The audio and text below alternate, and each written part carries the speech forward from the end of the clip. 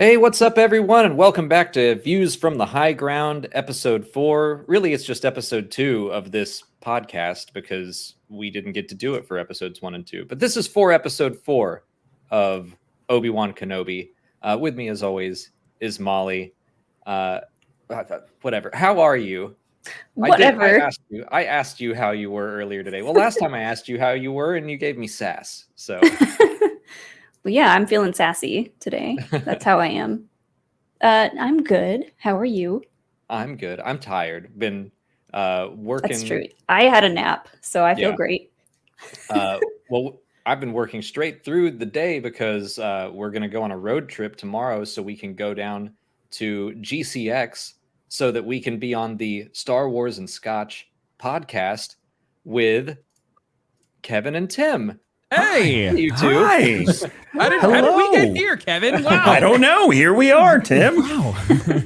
It's so great to have you. And Thanks we'll for just having use us. this as a warm-up for Saturday. This is fantastic. Yeah, it's like the precursor to a much bigger and more awesome. No, I'm kidding. But Mark and Sawyerism will be there. That'll be literally the only difference. You're just going to get a bunch of nerds talking about Star Wars. Yeah, Mark Thompson and Sawyerism will be joining us on the panel. And I was mad at myself. I cracked open a beer for this stream and immediately was like, I should have gotten scotch. What's wrong with me? We'll save it for Sunday. Save it. I'm just drinking water right now, Alex. So you're fine. Okay, good. We don't want to completely steal their whole thing. Yeah. Their podcast. So Yeah, this is Star Wars and beer. Completely different. completely different. It's so wild. A bunch of podcasts just show up and they're just drinking a bunch of random things. Star Wars and Kool-Aid today. Yeah, does this make us the alcoholics of the Star Wars community? I think so. That's where we're at right now. Kevin. That's a bad precedent to set. If Spotchko were real, I would have it all the time, I'm sure. I agree. Well, how are both of you doing? I'm a little stressed, but I'm good. It's not like you have some big thing coming up this week. No. Yeah, no, actually, things are shaping up good. We're actually on pace all of a sudden to have almost as many people there as we had in 2019, which is exciting. So should be a full house, good time. We do have more space, but yeah, we're excited. Things are good. Nice. And I've just been streaming away. I started playing Star Citizen, which has been an absolute blast. I had no idea this game was essentially as close as I get to be playing like a Star Wars game, which is great. They even have an X-Wing in there. So been having a great time. I've heard a little bit about that game, mostly from my friends who fight about it.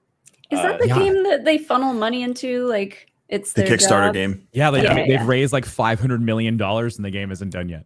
Yeah. So we have some friends who are really into it, and we have like one friend who's convinced it's all a scam. And I just sit and I watch them bicker. Yeah. No, I mean, like, I think they're both right. It's fun. Excellent. It's a good time. Okay. Yeah, I like that. Well, we're here to talk about Obi-Wan Kenobi, so let's do that. Tim, how are you enjoying the series so far? Man, I'm loving it, and it's been a weird kind of thing because I feel like we're getting the feedback from both sides of the fandom. Like I hear the people like I love it, and then I get the people like this isn't the Obi-Wan that I want. So like I've been dealing with that a little bit. But for me personally, I think what they've done with Obi-Wan, and I said this morning. I said I love Broken Ben so much. I think Broken Ben Kenobi is probably the coolest character for me right now because they've done such a great job of touching on mental health and showcasing just like depression and anxiety and PTSD and like all these things that are so real and that we can all really relate to a certain degree. To see this man who's been like, who was a general, who is a Jedi Knight and master, and then now is just this shell, and seeing him fight and claw his way back has just been really a cool experience. And I had no idea that I needed little Leia in my life, but oh my gosh, she's so spunky and she's fun and I love her. I think she's great.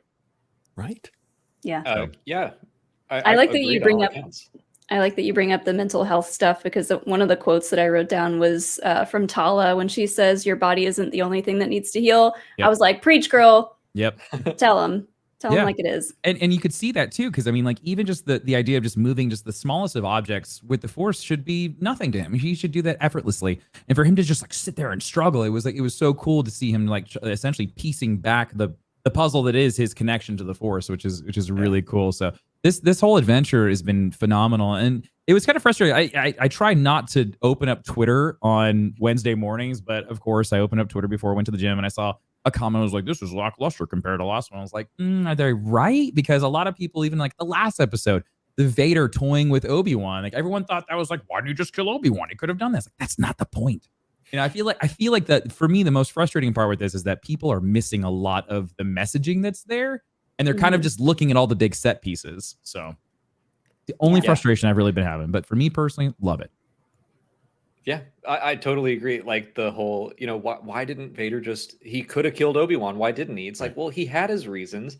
And it's the same old question of like, why didn't the Fellowship just take the Eagles to Mordor? Because that's not the story. Like, the Eagles. It's not all about like doing the logical thing here every single time in a row. It's like, we have a story to tell. We're trying to like make you feel something. We're not trying to write a Wikipedia article. Yeah, exactly. Wait, is the Star Wars version of the Eagles for the bad guys the tracking device? Yeah. Oh, don't worry, we put a tracking device on it. Yeah. We're good. Yeah, it just shows up when you need it. Kevin, how are you feeling about the series? I'm loving it. It's a fresh take. Like Tim and Molly touched on, the mental health issues that they're addressing, I feel like are important for messaging in society today. But also, it's something that we never really addressed in Star Wars, and it really makes sense for Obi-Wan's character. So I'm enjoying the journey. Tim and I often on our show are talking about we still need to get to the Obi-Wan we meet in Rebels that defeats Maul, that has this sense of peace about him. And the Obi-Wan we know that obviously mentors Luke briefly, that has that peace and knows he has to sacrifice himself for something bigger. So I'm interested to see how they round that out, whether it is a second season, which is the big rumor, or if we'll see some closure on that in the next 2 weeks. I don't know, but I'm really enjoying that, and I'm very curious how we're going to get to the Obi-Wan we know from other material. I think we're on pace to have him be back by episode 6. I think episode 4 actually did a lot to get him there after the back to tank, and he healed physically and a little bit mentally, not fully. But I saw people complaining about the scene with Roken and how he was like, "I'm not going to help you," and then literally like a minute later, he's like, "I'll help you."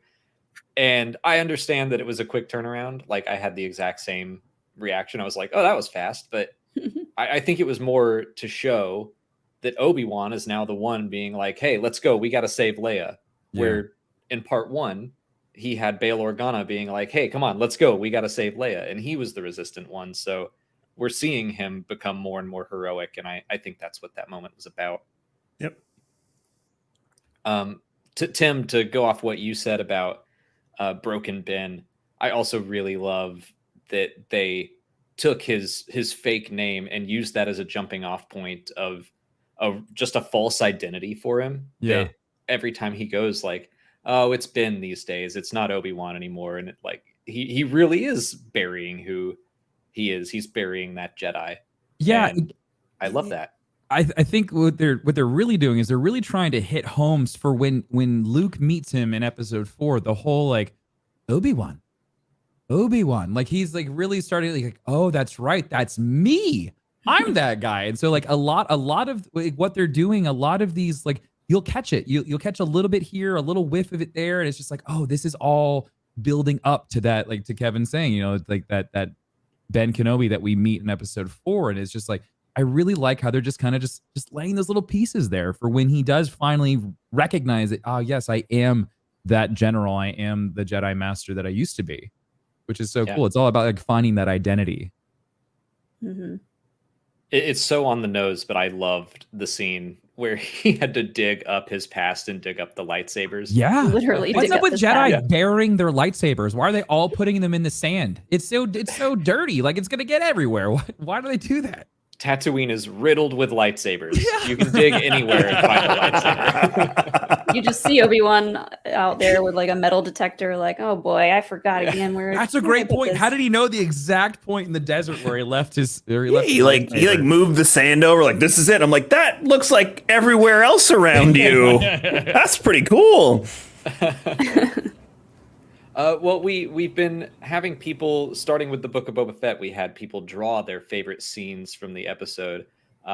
I just based on context clues, I feel like Tim and Kevin and I may have all drawn the same thing.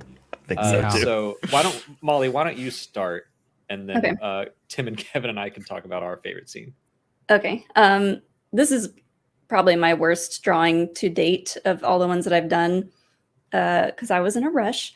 But my favorite part of this episode was the staring contest between Reva and Leia, because I was like, I just love every line that comes out of Leia's mouth and how sassy she is. So when she was her mind was literally being picked over by Reva using the Force, she was like, are we doing a staring contest? Is that what's happening? I was nervous about that because Reva recognizes that she's strong, but I was like, does she recognize that she is strong in the Force? Kevin and I talked about that too. I'm trying to figure out the same thing. So what came to my mind, Alex, is that she doesn't know it, but she is essentially like dampening the Force around her. She's essentially doing what the Emperor was able to do. This idea, like, I don't think Reva can actually feel that she is connected to the Force. She just like that line of just like, you're strong. She didn't say you're strong with the Force. She just said you're strong. Said you're strong. Yeah. Yeah. And so it's like, I wonder if Leia is unknowingly able to just like suppress that energy that everyone gives off to a certain degree. It seems really strange that no one else has figured out that she is Force sensitive, because you've seen what they do to every Force sensitive person they find. They throw them in those weird amber chambers. And so like there's a lot there that I feel like there's left to uncover with that scene. I think that's an interesting point that I hadn't considered. When you look at books like Leia, Princess of Alderaan, or Ahsoka, we see Bail Organa, and he's kind of trying to suppress Leia's abilities in the Force. He doesn't want her to know anything about that. She still uses it unknowingly, but that would be interesting if just instinctually she kept her Force powers on the down low. Yeah, I mean, look at episode 6 where she was like, I know. Well, it's like, well, how would you be able to know that if you don't actually know how to use the Force? You know, and like, so like we could argue because her midichlorian count is so high, she's just so that in tune with the Force that she's just naturally able to do it without even realizing it. Well, and maybe it's like somehow she can block people from sensing that. Yeah. She's a great actress in universe too. We saw it with her and her mom, and we saw it with her and Reva, her just like putting on this act temporarily. And it's really interesting to see her do that. She also reads people really well. Yeah. Like, I feel like when she asks Reva how Ben died, how Obi-Wan died, she's kind of like picking her brain a little bit. She's like, all right, if I get her to tell me this story, I can figure out if she's lying or not. Yeah. It was definitely, I was a little worried that we were going to get a moment where she did give up information and then she kind of learns for A New Hope that she's got to lie, but she, like, not at all. She's always been that way. I loved it. Yeah. That was one of my favorite moments of the episode. And I originally was going to draw the meme of the woman yelling at the cat, and Leia would be the cat and Reva would be the woman yelling, but Leia like says, just let me call my dad first, after like stringing her along, and Reva does this like thing. I thought that was so funny. It was a great scene. And too, like that scene's so cool when you think about everything Reva is saying. She's basically kind of talking to herself. If that was like her younger self, she's saying a lot of the same things that she probably heard. Yeah. And I cannot wait to find out more about her past, because we've kind of thrown around the idea that she was one of the younglings that we saw in the beginning, and like she was taken from an early age, and that's why she hates the Jedi. And so I can't wait to figure all that out for her. Real quick, because I always forget to mention this at the top, but I see super chats coming in. Thank you so much. We will answer all of them. We're just going to talk to our guests for another 15-20 minutes or so. But okay, Kevin, let's see what we all drew, and if it is indeed all the same thing. Tim, can you pull mine up? Because I don't want the iPad to not focus. That's why I sent it to you in Discord. Oh, I'm give you 1 second. I'll pull it up for you. Yeah, because then you get the full screen of my artistic magic. Sure. Yeah, hold on. This is really good. I got it. Yeah, this should be in the Louvre. I'm just putting that out there. Can I ask you two a question? Yeah. The young all right, we'll do that first. I think we drew the same thing. Yeah, okay, I'm making it out here. I get it. He looks kind of like a Wookiee. Yeah, a little bit. Yeah. My problem was I started with a brown that I didn't think about his hair first, and then that was the only other brown I could find on the fly, so we just went with that. Yeah, it looks like a ghillie suit. Yeah. I love it. We're getting perspective down the hallway. Yeah, there's some angles there. It looks really good, Kevin. Yeah, with the You blaster. even drew the door with the lasers. It's just you open went to above and crack. beyond, I would say. Honestly, Thank you. From a combat standpoint, that was pretty cool. And the stormtroopers were like wedging it open, and the purge troopers just like trying to get his blaster through the door to hit him. Like it was pretty intense. So I figured that I drew something similar, and I figured that we were drawing the same thing because Kevin said, I'm trying to draw a crack. And I was like, okay, he's either drawing that or somehow it's Max Rebo. Max's butt crack. Should have just drawn Max. Tim, did you draw the same?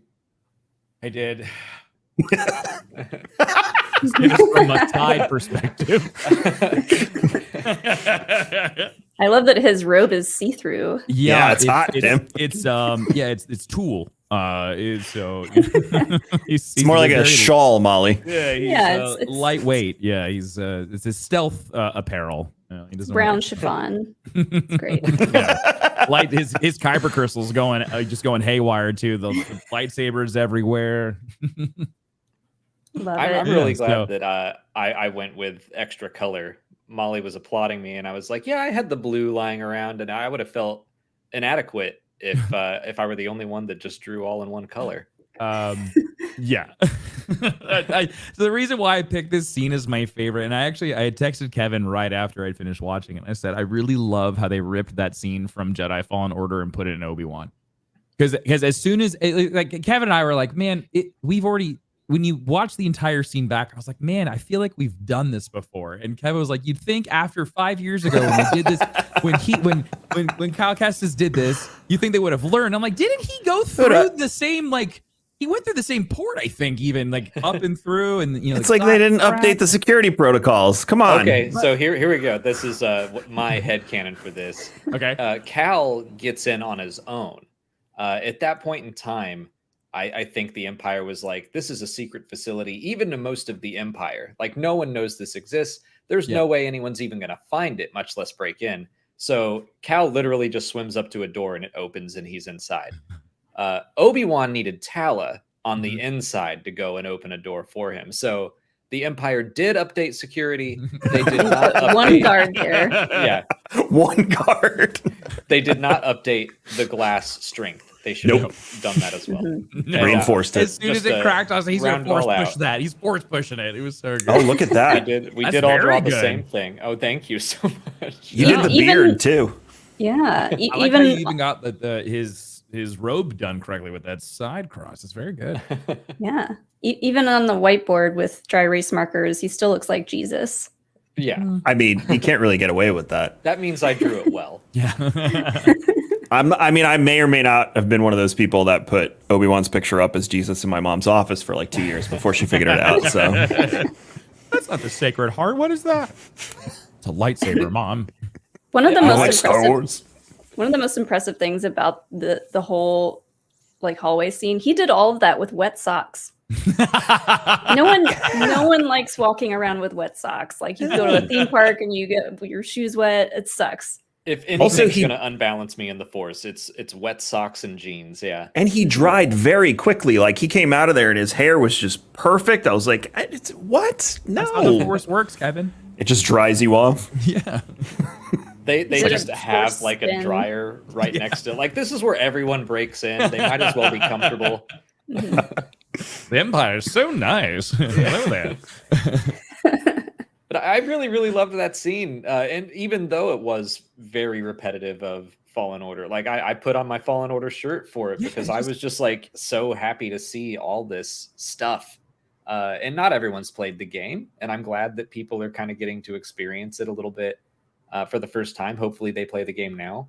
But just the growth in between him on the ship trying to move one little object and he couldn't do that. But then when Leia's in danger, he's holding back an entire ocean moon to keep her safe. And I said this in my review, but it reminded me of a quote from Light of the Jedi where they talk about the Jedi are at their most powerful when they're helping others. Yeah. And that's the focus is that he's trying to help. He's trying to be a Jedi again, and he's incredibly strong. So I think that episode 4 did a lot for his growth and his connection back with the Force. Yeah. Did anyone else think about the Vader's hallway scene while watching this? We just love a hallway fight scene in Star Wars, but it kind of mirrors Vader's hallway scene. But someone put an image up of Vader, Ben, and Luke in their hallway scenes, and it just flows. Like I kind of want to frame it and put it somewhere because with the different color variations of the lightsabers, it just looks really nice. But it's that straight shot, and it's decorated by whatever setting they're in, and it's a nice shot from a production standpoint. So it's also like it's a great way to showcase combat. You know, in Star Wars, like most of the time it's just like lasers and whatnot, or like a really like up close like lightsaber fight. But like those hallway scenes are just so exciting for me because it's just you're jam packing all this action into this short little corridor. And so even though it does feel a little repetitive that they keep on using hallways, it feels right in Star Wars. It feels good. And so I didn't even like think about Vader or even Luke when he in Mando. Like that was just for me. I was just like full Jedi Fallen Order at that point. I was like, this is excellent. Yeah, I'm the same way. Well, I'm trying to think of what was the first hallway scene, not in Star Wars, but like when this fixation began. I remember Daredevil being a big one. The first one in Star Wars is the first scene in A New Hope when. Yeah, I mean, you're right. That's the hallway. That's the OG hallway scene. Star Wars starts in a hallway. Thankfully, it doesn't end in a hallway, though. Well, we don't know that yet, Tim. Yeah. Could you imagine? Star Wars will never end. I saw something that I wanted to pull up because Molly mentioned it. We've never seen Vader this angry in live action, and Molly was pointing out that when he stomps down that hallway, the last scene with him, it like cuts quickly over to him just like stomping down that hallway, and I was like, oh my god, like I got so excited. And when he's choking Reva, like right before he lets up a little bit to let her speak, his hand is like shaking. It's hard to see, but I was watching it for a second time, and like we've never seen Vader his hand shake like that in live action. We've never seen him do something like that. So I just get excited if Vader does anything new, if there's anything that he does that we haven't seen before. So I was like, oh yeah, super angry Vader. I said that this morning. I really like what they're doing with Anakin's story now. Like before, I said this to Kevin. I said like in episode 4 that they use the line of like he's off his leash, or grab your dog, he's on his leash. And so like the idea of Vader being the Emperor's attack dog, like okay, like that worked for the original trilogy, but there's so much more to Anakin Skywalker, and there's so much more to Darth Vader, and now we're really starting to get that like that full circle of just like character development for Darth Vader. Like we're really starting to see like the comic books are really showcasing like who Vader is and all the turmoil and everything he's going through, and the show is doing a really good job of showcasing that as well. The back to tank scene of them going back and forth, that's really impactful. That's the idea of like this master and apprentice connection still being so strong even after all of this turmoil and all these things that they've gone through. You would have thought that connection would have broken when he became the Emperor's apprentice. That's not the case. They're very much so still in tune, very much so like how Anakin and Ahsoka were, or even like when Vader's like flying by and they're doing the dogfighting, you can feel Ahsoka. You know, it's that same kind of bond. And so like, I love that he's just, the line that Ben uses of like, he's more machine than he is man now. Well, like there really is a lot of man still there. And they're really giving him that room to just breathe and really showcase that he is a person. And so I really hope, like, seeing Hayden on stage and being so just like welcomed and everyone was so excited to, you know, see him. I really, really hope that they continue to really showcase him and allow him to really grow this character, because there's so much more to Vader than just being just this mindless attack dog. Yeah. I'm hoping that we see even more, kind of like we got in episode 3, just that glimpse of Anakin as Obi-Wan remembered him. Out on the hill. Like I was kind of wondering if we were about to do the whole Book of Boba Fett, like we're in back to tanks, let's do a flashback. As they're connecting, I was wondering if we were gonna see something from them in the Clone Wars. We still might, but that back to tank scene was great. And like the idea that they just sensed each other in the Force for the first time in 10 years, and now it's like they can't stop doing it. It's really cool. I go back to what Luke says in episode 6 when he says, I know there's still good in him. And I think all of the newer material is showing, like, yeah, he's a monster. He does absolutely terrible things, as we've seen in this show. But we also see the glimpses of Anakin in there struggling, and, you know, that small little light inside of him that eventually will come out. So I'm really enjoying them showing the turmoil, because you know, obviously the suit, he's in constant and perpetual pain, and that's because the Emperor wanted it that way. You know, when he has Obi-Wan, he says, your suffering has only begun. So we're seeing him do all these terrible things that we've heard about all this time, and we've seen in the comics and other places. But we do see the glimpses, just like we saw in Rebels when he fights Ahsoka, that 1 second where he's Anakin again, very briefly. And I'm excited to see, because I have a feeling before the end of the show, we'll see that with Obi-Wan and him in some way, shape, or form, which is why they keep showing the torment in the back of the tank. And he hesitates a lot with Obi-Wan, if you notice, too. And like you said, Molly, his hand is shaking in that scene, because in that, it's probably more he's so angry that Obi-Wan got away that he's losing it. So we'll see. Yeah. Well, I like that you bring up how the suit keeps him uncomfortable and angry, because the last episode I said, of course he has a giant stone chair that he sits in. It's the most uncomfortable looking throne I've ever seen. And he probably did that on purpose. Not a cushion in sight. Nope. No lumbar support. I keep going back to, and this is something a lot of people have wondered, there's the line in Return of the Jedi where Luke says, I know there's still good in you, and Vader replies, Obi-Wan once thought as you did. Yeah. And it's like, when? Because he didn't think that in Revenge of the Sith. We didn't see that. Right. So I do think / hope we're gonna get something where Obi-Wan tries to reach out again. Where I'm wondering if maybe episode 5 will be kind of the slower episode, the more contemplative episode, where maybe Obi-Wan thinks that that's a possibility somehow, and then 6 is the one where everything comes crashing together and he's like, nope, never mind, Anakin's gone. Well, I'm still waiting for the Grand Inquisitor to show up again.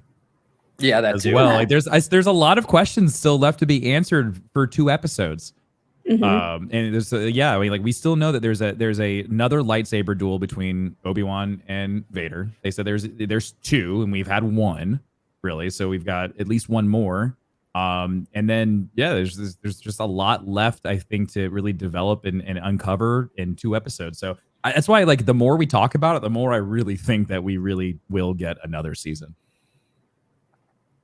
That'd be interesting. Alex doesn't think so. I asked him that this morning. I just like, there's like, it just, how much can you pack into 2 episodes? Like the whole idea of, you know, the line with Vader and Ben on the Death Star. You know, the last time we met, I was just but the apprentice. You know, and now I am the master. Well, where has that been really showcased? I don't really feel like he's really been able to show dominance as like, I am the master now, and you are just but an apprentice to me. You know, like, I feel like that still hasn't been established. There's still a few things that I'm just waiting for, of just being like, aha, there it is. Okay, I understand. I haven't gotten that closure yet. So I feel like there's a lot of material left out there. Even like the scene, Molly, with Reva when she's getting like choked and lifted up over the table, like that right there, I thought she was getting it. Like that, like that felt like a death scene to me. That felt like that should have been an execution. So like that's where it's just like, man, did they save her character to continue on for another season? I don't know. I do think they can finish it. I think if the last 2 episodes are decently long, because I remember waking up this morning and being like, 38 minutes. That means it's going to be like 30 minutes maybe with all the credits and stuff. Yeah. But they did a lot. They did a lot more than I thought that they would. So I think that they can finish it. I don't know. I'm not a fan right now of the idea that they do another season just because it was supposed to be a movie and then they stretched it into 6 episodes and I'm like, okay. And then if they're like, actually, we're going to stretch it into 12 episodes and like expand upon it, I'm kind of like, all right, you had this one story you wanted to tell and now it feels like you're just stretching it for the sake of it, but we'll see. What if the third act of this story is a movie? Like they do a series leading up to a big 2-hour event episode / movie. That would make put it sense. in theaters. Oh, that would be dope. Dude. That would be so awesome. Star Wars in theaters again. Yes, please. Yes. Yeah, I'm more into that. I mean, it's kind of like what Stranger Things season 4, the last episode is supposed to be 2.5 hours long. So yeah, it's not outside the realm of possibility. But yeah, I just don't want them to stretch the story for the sake of it, I guess. Yeah, that's how I kind of felt with Book of Boba Fett too. Like I felt like that was kind of like stretched to like fan service to a certain degree. And there's still rumors that we're gonna get another season of that. And in the way they ended it, it definitely feels like Boba Fett and his gang of merry men are ready to go get into some some shenanigans. So yeah. And what's his name? Black Chrysanthemum is just like goofy eating a melon. Yeah. Well, yeah, but that's another person that we know that shows up in the journals of Obi-Wan. Chrysanthemum comes and attacks. I'm totally brain farting. Luke's uncle. The Lars. Oh my gosh. Owen. Oh, he attacks Owen. Oh my gosh. I was like, yeah. So we know that happens, and they just introduced that character in Book of Boba Fett for live action. So like, I feel like that's a great time to showcase him because Obi-Wan gives him the scar on his eye. I would love to see that. I would love to see a combat with a big badass Wookiee and Obi-Wan. Sure. Yeah. Anytime we can get him back, I'm down. I think, I love Chrysanthemum. I think part of me is just kind of, I'm enjoying Obi-Wan Kenobi, but I'm also ready for them to do stuff like Andor and stuff like The Acolyte, and I think once those start coming out, I'm going to feel that balance a little more. Sure. But so far, we've had so many stories with the sequel trilogy and with Boba Fett and now Obi-Wan, with like all of these characters we've had headcanon about for so long. And it comes with a lot of baggage. And then it's like, I have to watch the episode twice so that I can get rid of my expectations and then actually watch it. Whereas something like The Mandalorian is actually a pretty good example of, new character, no baggage there. Occasionally he bumps into someone familiar. But it's just a lot easier to go along for the ride and not have to reconcile what was in my head already. Yeah. Or even just trying to like connect the dots. That is a whole job in of itself, trying to make sure that you are in a good place when you're even just talking about it. It's confusing. You're right. There's a lot of baggage there. It's a lot. And I'm ready to just meet like Cassian Andor. We've known him for 6 years. Like, tell me whatever you want about him. Yeah. I'll just have fun watching. I'm just excited to see. They've been planting the seeds for years now of how the rebellion was formed. Yeah. And I want to see it more in action. I want to see it more in play. And Andor, that trailer hit on all of that. Like that's your James Bond Mission Impossible in Star Wars. So I'm excited for that. But I want to see High Republic and Old Republic come to life outside the video games, outside the books, because there's so many interesting characters that we can tell stories of. And there was a rumor today that for Acolyte, it's going to canonize a ton of the old school Old Republic Sith Lords, which I was very excited about. So hopefully that's true. Yeah, a lot of them are already like they've been named in like reference books and stuff. But it would be cool to have them in holocrons or something, that if this is a Sith acolyte and they're learning from Darth Revan and Darth Nihilus, and just like, why not pull them all in? Let's go nuts. If the acolyte's going to go to Korriban, which is what that rumor basically said, like you can't not introduce all of these Sith that we've known now for 20 something years from when KOTOR first came out. Yeah. Basically do that scene in KOTOR where you go to all the tombs. Yeah, when you go down to the tombs. Yeah. Dude, I just downloaded Knights of the Republic 2 this morning on my Switch for next week when I'm off from work, and I'm going to beat it for the 10th or 11th time because whatever, it's such a good game. Platform, why not? And they added like the patch that you had to download that had all the content that they cut, that there was dialogue for. Yep. Yeah. So, and they fixed some bugs apparently too. So cool. Nice. All right. Now I'm seeing people talk about, is it Korriban or Moraband? It's both. Depends on where you're at in the universe, I guess, or the star system. Yep. George Lucas did rename it for the Clone Wars, but they said at some point that Korriban was like an ancient term for it too. So both are correct. Yeah. But let's dive into some questions from chat. Starting with J-Bell. Thank you so much for your super chat. It says episode 3 had a Vader and Kenobi duel. Episode 4 had Leia being rescued from an Imperial base and a tracker on her escape ship. So in episode 5, will we get a hero? Will the hero base get stormed and an old Jedi mentor return?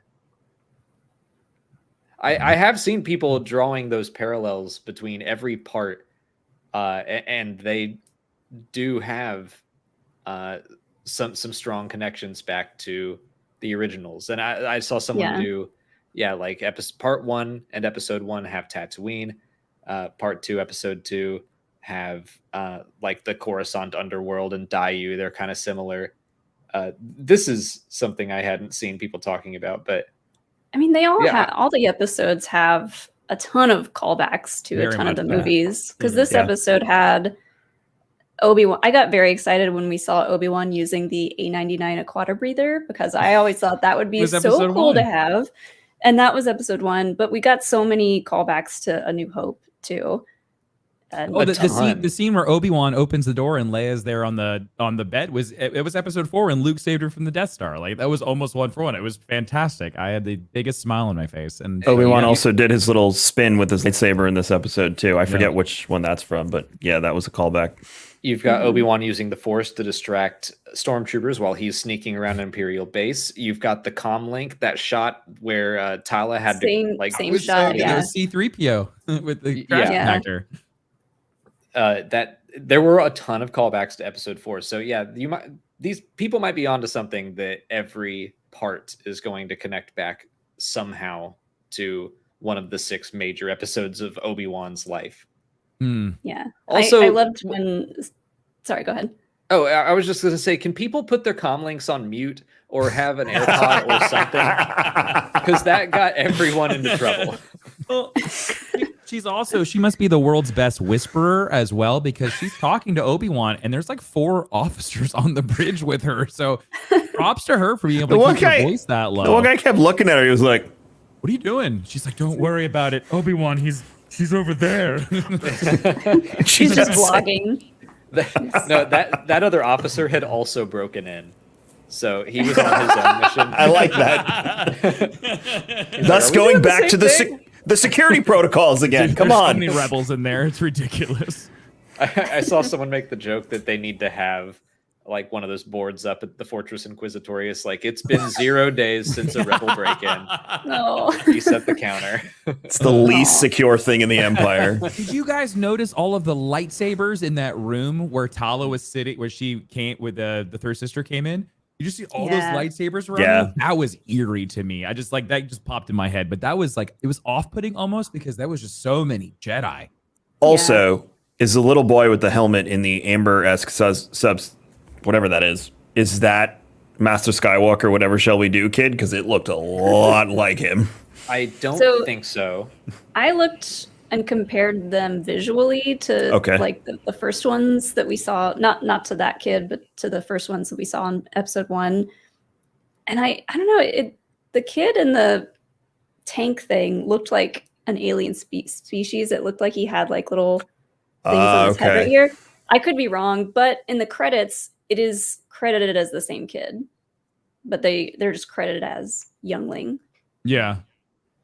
Huh. I mean, like, so that would play into what we're trying to figure out with Reva. If she's like, was she one of the children of that original group that witnessed Order 66? And so, potentially that could have been a friend. It could have been anybody but I think there is a direct tie between that child that's encased in whatever that is and her, and then the first episode. I would definitely have to agree with you.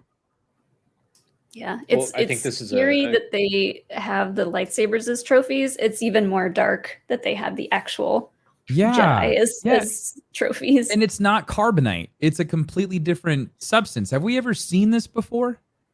Because none of that looked familiar to me. And Kevin and I are kind of speculating as to what it is and what purpose it serves to encase those, because they don't look dead. They look frozen in time, right? They look like they're still preserved or alive. They're suspended in some type of substance, and I have some type of I'm leaning towards the idea of they're being harvested for their powers. That's where I'm at right now with that. Their powers, Tim, or something else?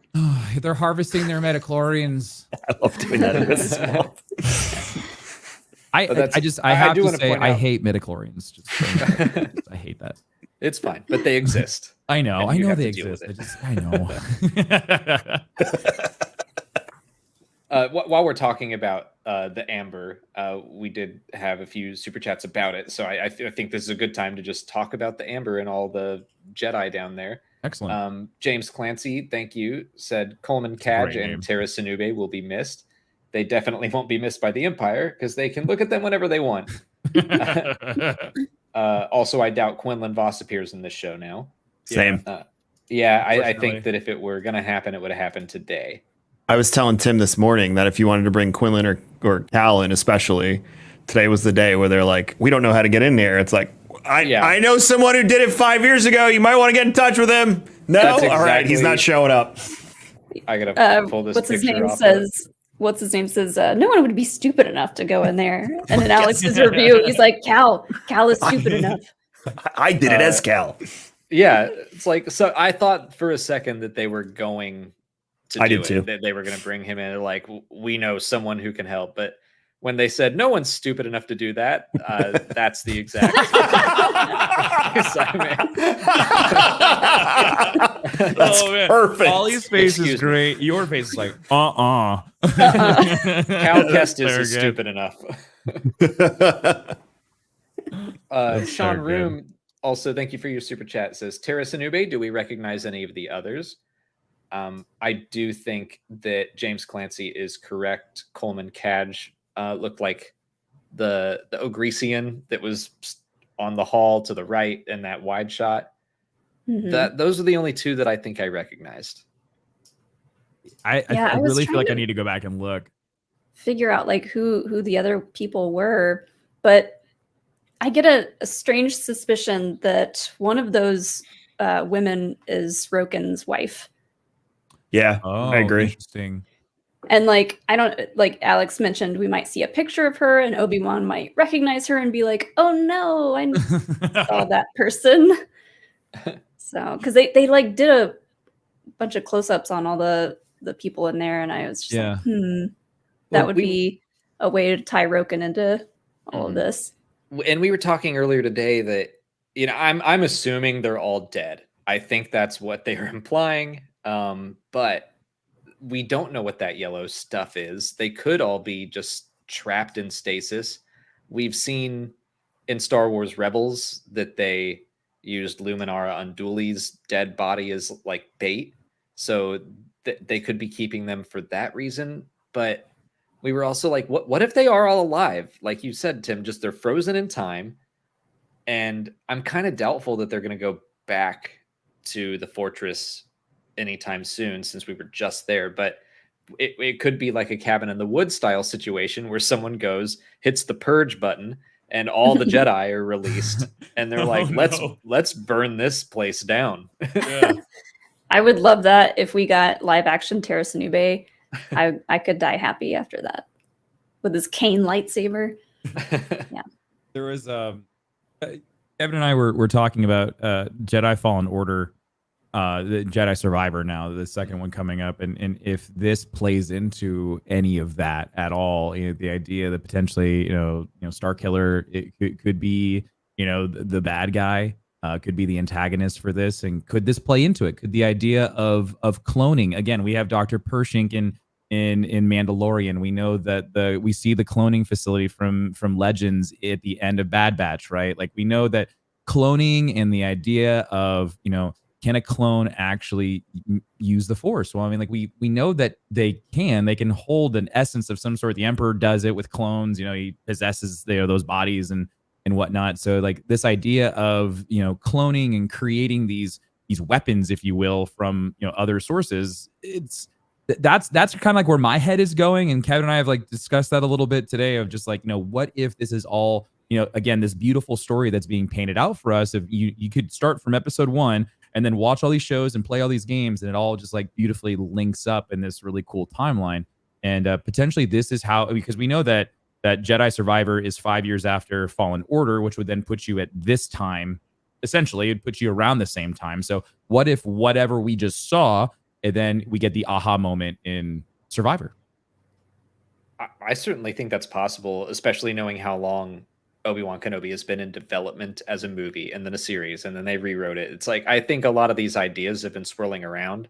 So Survivor probably could have been like, all right, we know this is coming. Yeah. So we know how to connect to it. Yeah. Yeah. I could see a crossover of a lot of characters. Like, I keep saying how much I love Tala in this. She could be in the game. Yeah. Roken could be in the game. There could be a lot of crossover characters. Quinlan might be in the game. We know he's alive now. Yeah. Any Jedi survivor should show up. Like, that's the that's the name. I like that they're also making sure that we know that there are a lot of Jedi still left alive, because the original trilogy was very much like Jedi are all dead, and now we're learning like for me, I'm learning there's way more alive than I thought there were, which makes sense. The galaxy's humongous, so they would be able to hide, but and that's the whole point of the Inquisitor program. But I'm happy. I feel like even if Order 66 and the Inquisitors were 99% effective, and they killed 99% of the Jedi, there's still 100 running around. Like, no problem. I think the other, like, the differentiating thing here too is that the Inquisitors aren't just looking for Jedi; they're looking for Force sensitive people, and I think they're really trying to like bring that home. Like, the writers of Star Wars as a whole are trying to showcase that it's not just like Jedi and Sith, right? There's so much more to it than that. Like, there's like the Force is so much more than just yin and yang. Like, there's so many different ways to tap into it and be a part of it. And so, like, I think that's another thing too, is that they're really trying to show that it's not just that. You can have all these people that aren't Jedi, that don't align themselves with the Jedi Order, that can still be as strong or as powerful as any of them. Yeah. So I would love to see them expand on that more. Yeah. And Molly and I were talking about this earlier today, that even if Survivor doesn't connect to this, Fallen Order kind of does already. Because I love the idea that Cal went in, he broke into the fortress, he stole that holocron back, destroyed it. So now the Empire doesn't have access to that list of Force-sensitive children. And now that maybe allows for the path to begin. Yeah. And if he didn't destroy that holocron, if he didn't get it back, then the Inquisitors probably would have been snatching up kids left and right. But now they have a chance to, he at least bought them time. Yeah. And it doesn't seem like Cal is involved in the path right now, but he inadvertently may have helped start it. Yeah. I hope he's figuring out what Zephos are, because he needs to Me get too. to work. He needs to get to work, because I did a playthrough of Fallen Order again, and I'm like, there's so much here, and we need to know what this is. Yeah. I'm very frustrated. How could you miss these things? They're massive. Why have we not heard about them before? Very frustrating for me. Yeah. There's so many like cultures and species in Star Wars that are heavily involved in the Force that we just like don't know about or know very little about. And yeah, the Zepho could have a lot of cool connections with maybe like the High Republic, the Old Republic. Yeah, I mean, I love how even in Ascendancy, as they start to go through the Skywalker program, they're talking more about that. Like, Thrawn's figuring out, he's like, oh, there's more to the second sight. Really, is it's all a part of this whole Force thing, and I think that's that's really cool. That even showing people who are outside of the Star Wars galaxy that are in the chaos are still a part of the Force. We talked about that this morning. We were talking about how the Night Sisters, they use the dark side way differently than the Sith do. And then I forget the name of the race, but that bird-like race that was very like Buddhist, and I think it was Rebels. That really was like very Zen Buddhist type of thing. I forget who goes there. They use. I know what you're talking about, but I can't remember the name of them. Maybe they tap into the light side. I know what you're talking about. I can see them, just no idea. Am I the only one that totally forgot about these birds? Someone in the chat will tell us. Please, chat. Please, we do. So Bardotans? Oh, from Clone Wars. Okay, yeah. Was it Clone Wars? Yeah, that was in season 6 of Clone Wars. Okay, yeah, them. You dogged his memory instantly. He knew who you're talking about. I love that about Alex. the princess, the queen that falls in love with Jar Jar. Yes, Aww. yes. Oh, they're not really. They're like bird lizard type. Yeah. I don't know. Yeah. She really had it for him too. Oh yeah. That was one of those filler episodes with Jar Jar. You're just like, I didn't need this. This didn't do anything. I'm good. I don't know why. That's 30 minutes I can't get back. Look, I didn't need to watch Jar Jar make out with a bird person, but I wanted to. I needed it just to know. We needed a scene where Jar Jar was like, "Still got it." Misa, still hot. Misa. Tim was thrilled. Tim was thrilled when I read Aftermath, and he was like, "You see, Kevin, Jar Jar's reduced to nothing but a clown for children, as he deserves to be." I'm like, "Whoa, dude! He die as a clown on Naboo. That's what he deserved." No, like, but that was the ending he deserved. I was so happy when I heard that. I hope Jar Jar is in Andor. I hope he's in the I Imperial hope so Senate too. still. Tim would be so mad. Lose it. Like super serious spy show. And Jar Jar shows up, and then Andor has to do a mission with him. Oh my god! Think of the hijinks, Tim. He's so upset. That's content, like Tim. Come on. Dark film scene, just like crazy music, and then he's just in the background. Like that's what would happen, and I mean, imagine so lucky. how long that would be trending on social media. Like news channels would cover it. Everyone would be talking about the return of Jar Jar. Oh yeah, the Sith Master's back. Well, before I'll open it back up because we have 2 more super chats here about the tomb. Guiguio, thank you. What are your thoughts on the Jedi tomb of the Inquisitors? Just trophies or a way to keep DNA? Interesting detail. The Jedi youngling shown last was in the Order 66 opening scene. And Sleep of Giants, thank you for your super chat. It says Darth Extra got that walk-in Jedi corpse closet. Oh. Who am I gonna wear today? Yeah. That's great. It puts the lotion on its skin. Oh no. Yeah, it's like I kind of just think they're dead trophies. A part of me also doesn't want this answered, just because I feel like whatever we come up with in our heads is going to be worse. Sure. Yeah. Yeah. But like at the same time, I feel like with trophies, like I if it would have been Carbonite, I would have been like, oh yeah, no, they're trophies. It's just like since you can see, that's what I thought too. You can see them like some of them were like still moving, like in a run position or like trying to like hide and stuff. So it's like it's almost like Pompeii-esque, like where they're just frozen. Yeah. So there's something else there. I don't think it's just a trophy room. There was a line in part 1 about how Reva's ability gave her status, or maybe that was part 2. But they mentioned Reva having abilities, and that could just mean generally like you're pretty good with the Force. Yeah. But part of me took that as a specific ability. So she could have something like Cal Kestis, where you can just freeze someone in time for a minute, and then they just pop him into one of these whatever cells. I feel like we would have seen her do that by now. I think you're right. She also hasn't showcased enough for me to be like, whoa. Like she just feel like she's still very like wet behind the ears, if you will. Like there's just like that unbottled rage, but there's nothing that is just like, wow, like you need to watch out for her. I'm waiting for that like where is that like that ferocity that everyone, like you said, that line? I think you were right. It's like there's something about her that is very, very special, and Vader sees it. Like she's not just an average run of the mill Force user. It might be her intelligence though, not her Force abilities, because she's one step ahead of everybody all the time. Smart. Very smart. I mean, the mind probing thing doesn't seem to be something every dark sider can do. So I could see that being the case, and that would be very useful if you're trying to track down people. It's been useful for Reva already. So, yeah, I don't know. Interesting to think about. I love her portrayal as this character though, and you can really feel her pain when she is doing all of this, and she's obviously got a lot of PTSD from her past that, you know, I hope we can see in the next episode.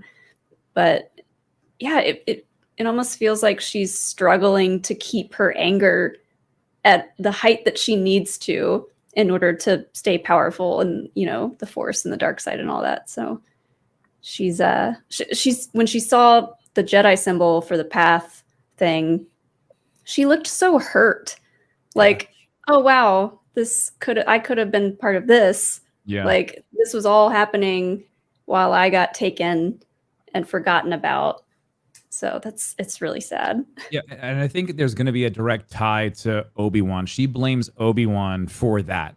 Whatever that is, like there is going to be something where that group of youngling go from that outside area across that massive bridge.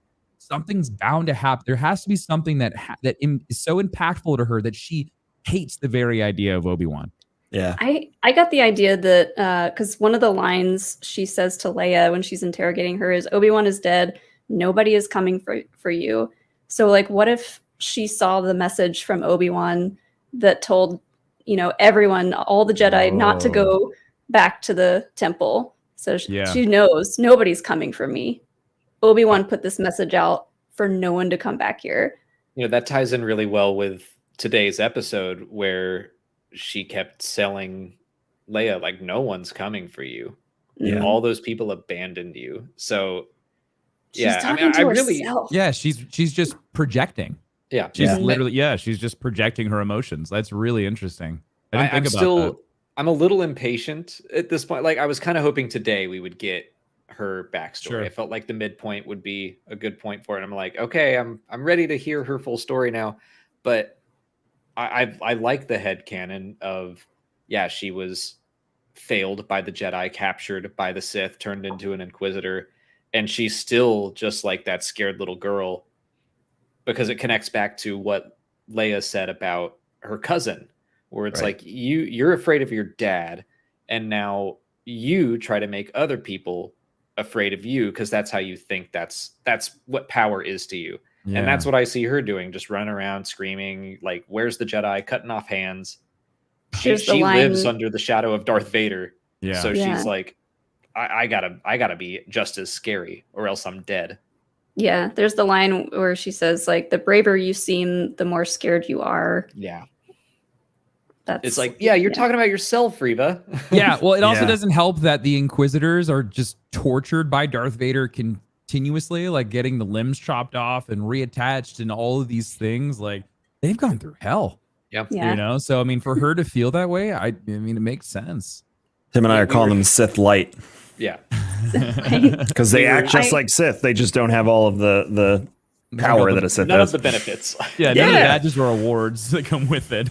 We recorded our Q&A for the weekend earlier today, and I likened the title of Grand Inquisitor to, like in The Office, assistant to the regional manager. That's great. It doesn't mean anything. It's just the middleman. Which then we built off that, and we were like, oh my god, like the dark side is just a pyramid scheme. It's a multi-level marketing like thing where you have your Palpatines at the top, and then Vader, and like you're all trying to fight your way to the top. And then I was like, that's why Sith holocrons are triangles. Like, we figured it out. Oh my god. Good. I love that. I want someone to draw that out now for me. Just like the most cheesiest marketing drawing you could. It's fantastic. See, Tim, you love the Empire so much that you would have fell for an MLM. I would have, yeah. I just would have ended up selling, Sith apparel like Sith Amway or something. The Marie Calendar of or not Marie Calendar, the Mary Kay of Sith NFTs. Oh no. Sith NFTs. Well, we've been going for an hour with our guests, and I know you both have a convention to prepare for, so we're going to give you an out here. Where can people follow you online? Where can they listen to Star Wars and Scotch? You could follow me. Just go to raredrop.co. Everything I do is there. But yeah, if you want to talk about Star Wars on Twitter, it's Kevin X Vision, K-Magic 101. Star Wars Scotch on Twitter and Star Wars and Scotch everywhere else. We're on every audio platform, YouTube. We did episode 86 today, Tim? 86 today. Episode 86 today, too. Look at us. So, and if you want to follow me on the internet, I'm Darkness429 everywhere. And we will see you on Saturday. We're coming down to GCX. Yeah. We're going to do the Star Wars and Scotch panel. I assume that's going to be recorded and live streamed. It'll be live streamed. Yep. Great. Oh, cool. Yep. Panels on Sunday, I think. Sunday at noon. Yep. Great. So everyone tune in for that. We're all going to be just keeping this going along with Sawyerism and Mark Thompson, talking about Star Wars and sipping on scotch. And I am so excited. That sounds so much more relaxing than Star Wars Celebration was. I cannot wait. We'll make sure you have a good time. Trust me. Little vacay. All right, guys. All right. Well, thank you both for for coming having and us. Star This is Wars. Thank you so much. This was a blast. Travel safe to Orlando, and we'll see you tomorrow or Friday. All right, You guys. as well. Have a good one. Good night. Bye. See Bye. y'all. Bye. Okay, don't worry. Molly and I are still going to stay here. We're going to go through all of your super chats and questions, but they're great. That was fun. They're super cool. I can't wait. I to hang out love- with them some more. I love talking to them. We met Tim back at an EA event years and years ago, I think. For Yeah, the first I time. met Tim through the Game Changers. Yeah. And he didn't have like a Star Wars podcast back then, but it's cool to see what they've created and how far it's come. Yeah. And yeah, I'm excited for GCX Yeah, because super it's not all Star Wars related, so we can actually enjoy it. Yeah, well, we won't have to be working constantly. Yeah. But let's keep on going. Justin Marshall has the next question here, or super chat. Thank you, Justin.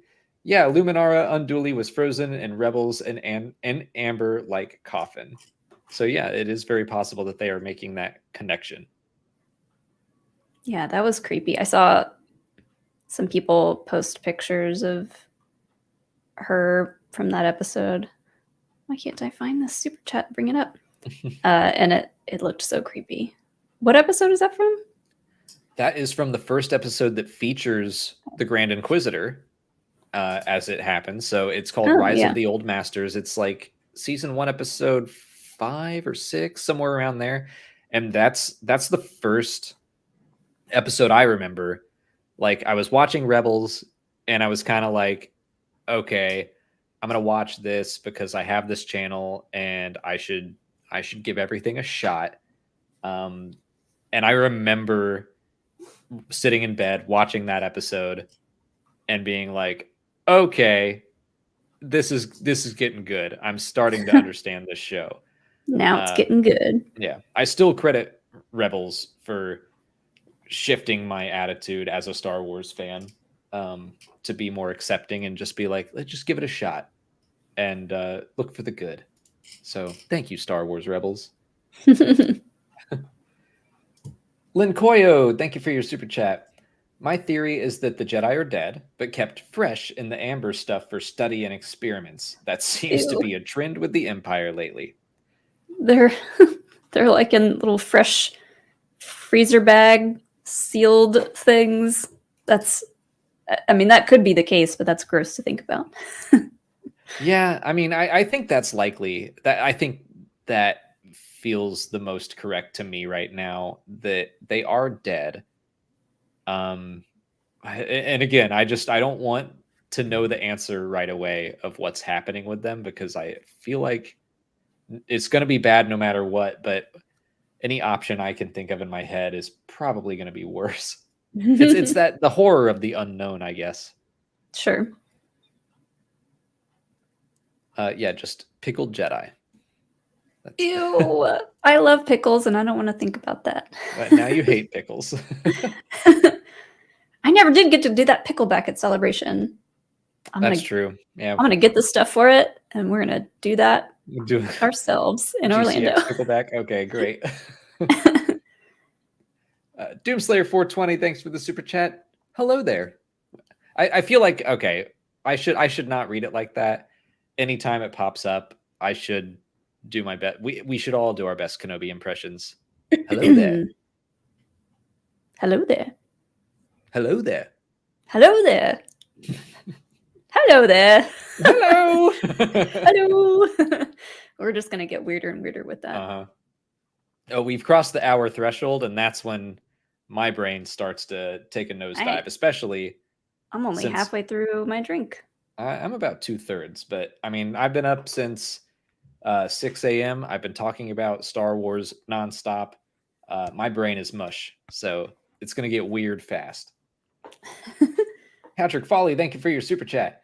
This episode showed that even when Kenobi is broken, he won't let his personal feelings get in the way. I would have loved to see flashbacks and heavy emotions, but we still have time. Totally agree.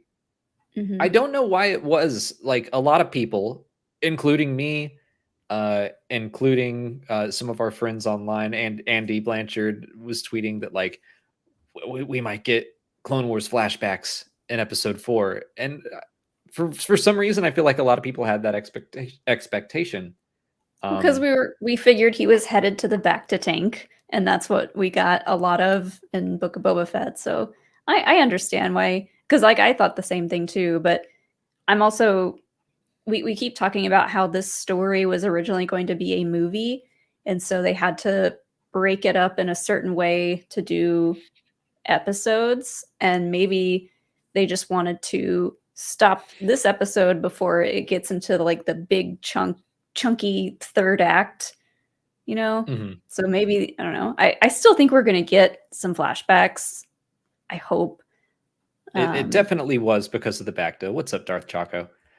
Yeah, we've been conditioned to think Bacta means flashbacks because of Book of Boba Fett.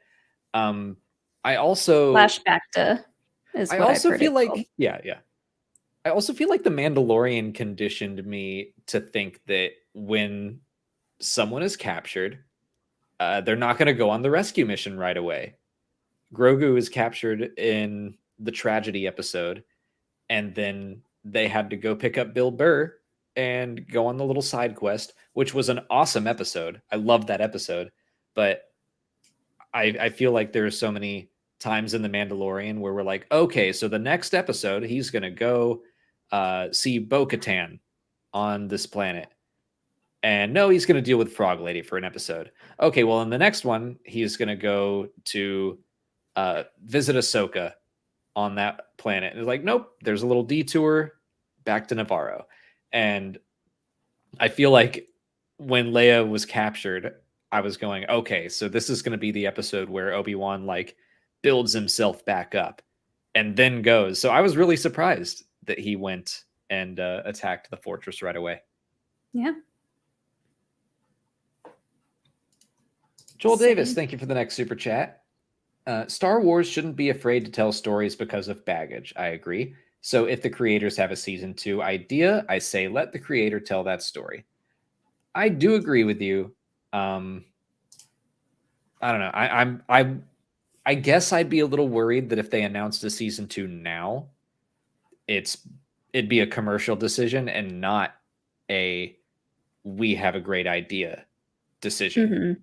Because the way they've been talking about Obi-Wan Kenobi this whole time is it's a limited series and it's going to be 6 episodes and that's it. So, yeah, I just don't want them to stretch it out too much. And especially after Celebration and seeing all the press that Hayden Christensen and Ewan McGregor have been doing for the show, they've been talking about it like it's, this is it. This is the big showdown finale to these two characters' stories. And I don't know if I see the two of them staying involved for a whole nother season of this. They could pop up in other shows that are currently filming. Like, I definitely think Hayden is going to show up in Ahsoka. Oh yeah. But I don't know if it would almost seem like the fans were not lied to, but like led to believe that this was going to be it. These 6 episodes were going to cover the whole story. And then if they're like, just kidding, season 2, and it'll be like, ugh, like, just feels frustrating. Yeah. I did want to say that Ewan did say he would come back and play Obi-Wan, and he'd do another season or whatever. I hope it's true. I hope, yeah. That to me is Samuel L. Jackson saying, "Oh, I'd return to play Mace Windu." It's like, yeah, of course you would. Like, no actor is going to say, "I'm done with this character." Some of them have done that. I mean, Oscar Isaac has basically said that.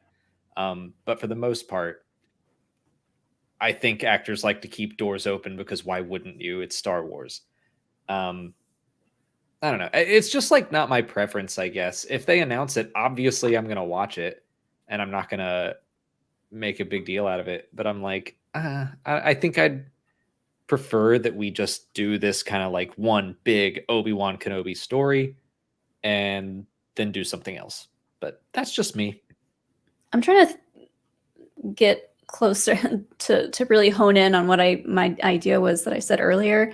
If they were to have not a second whole season to this, but like a movie length, like a 2-hour, 2.5-hour Disney Plus film, like movie, to close all this off. But then I would feel kind of mad that we weren't getting the end of the story in this season, because that's kind of how they've been marketing it, like the big showdown between Obi-Wan and Vader. Yeah. I don't know. Like, I'm curious to see what chat has to say. Like, would you guys feel frustrated and lied to if we didn't see the end of this by the end of this season? Well, And like I the way you stated it, I kind of figure, episode 6 could just be really long. And the way you put that kind of reminded me that, yeah, they've been saying, this is the rematch of the century. It's Obi-Wan and Darth Vader again. And if they do a season 2, it's like, how do you one up that? Not that you have to. If you have a good story to tell about Obi-Wan or whoever, you don't have to one up Obi-Wan and Darth Vader, but it feels like that would have been good to build to instead of doing season 1 and then like they can't keep facing each other every season. yeah.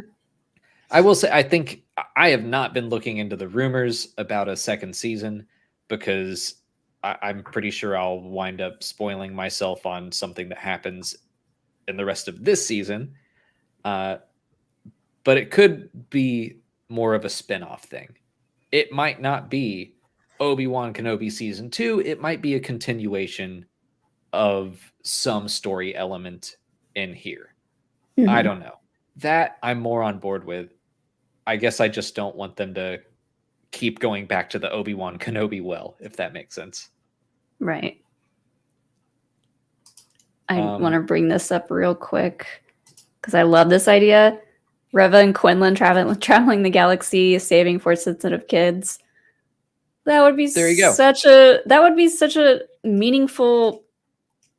If all of our theories about her are correct, that would be such a great way to finish her story. I thought a similar thing for Janna in The Rise of Skywalker. The idea of her and Lando going out and just like saving people, finding more survivors of the First Order.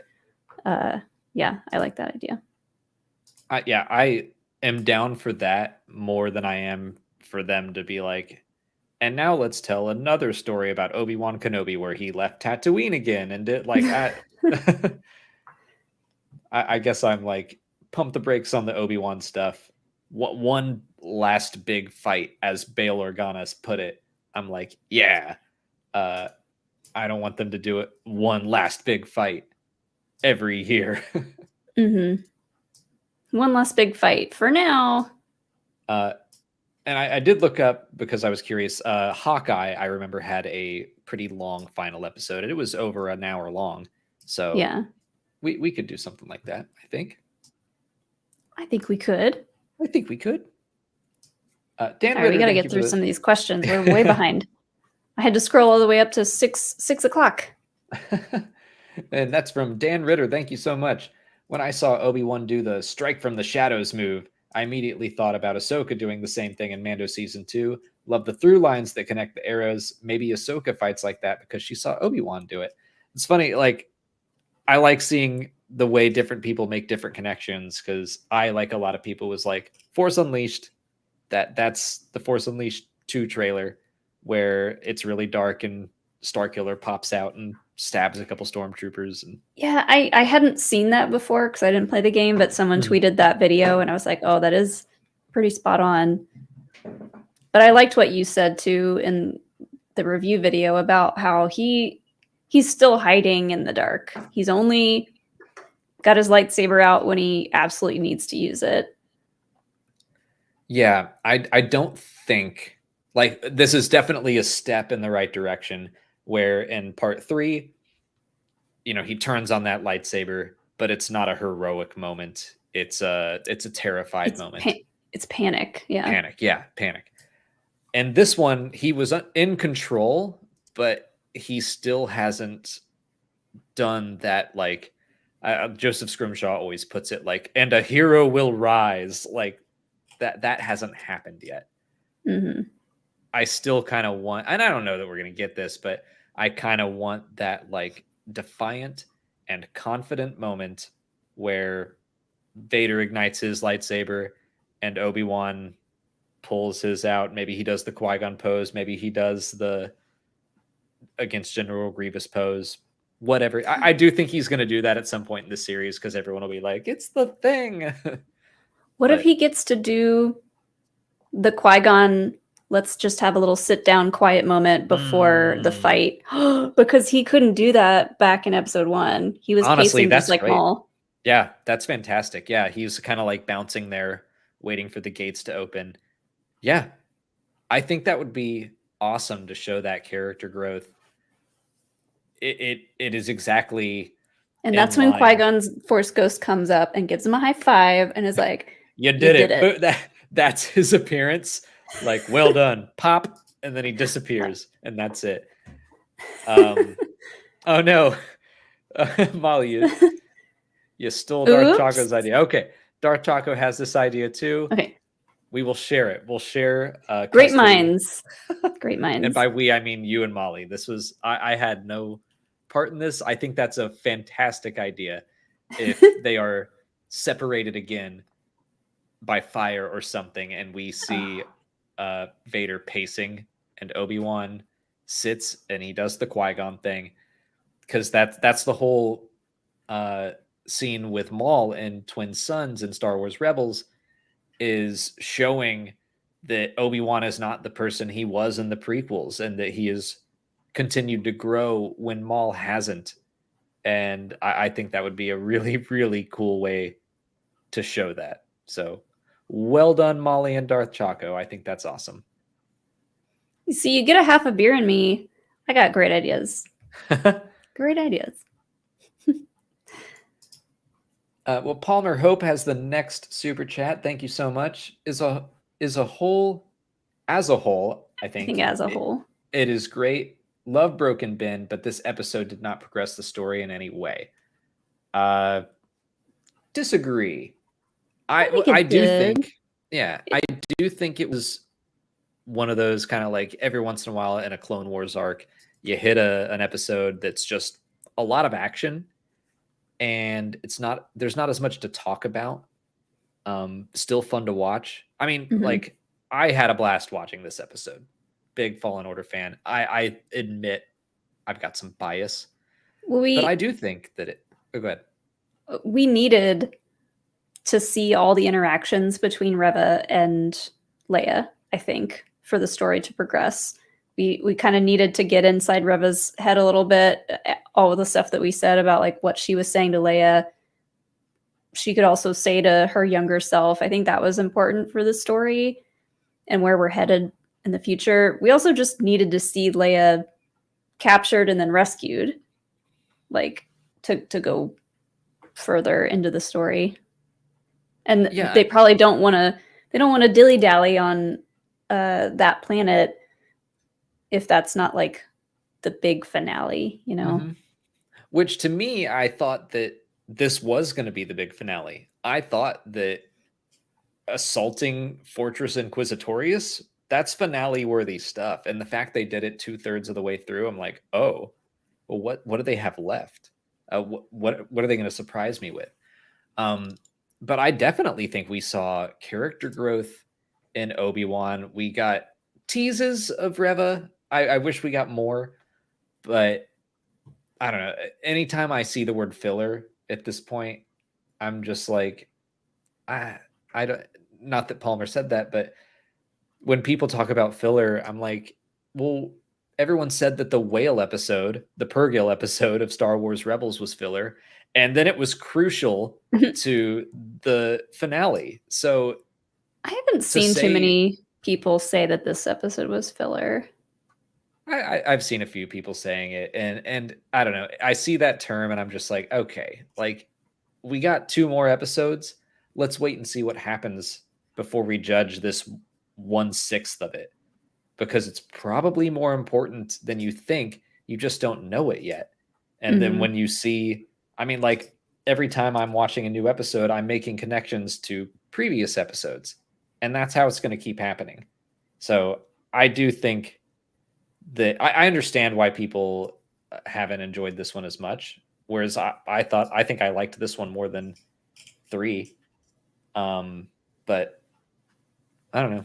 the filler thing just like grinds my gears. I know it does. And it's hard for me to say which one of these episodes I like more than the other, because I'm kind of watching this as if it were a movie, and I'm just pausing it and starting it again and pausing it and starting it again.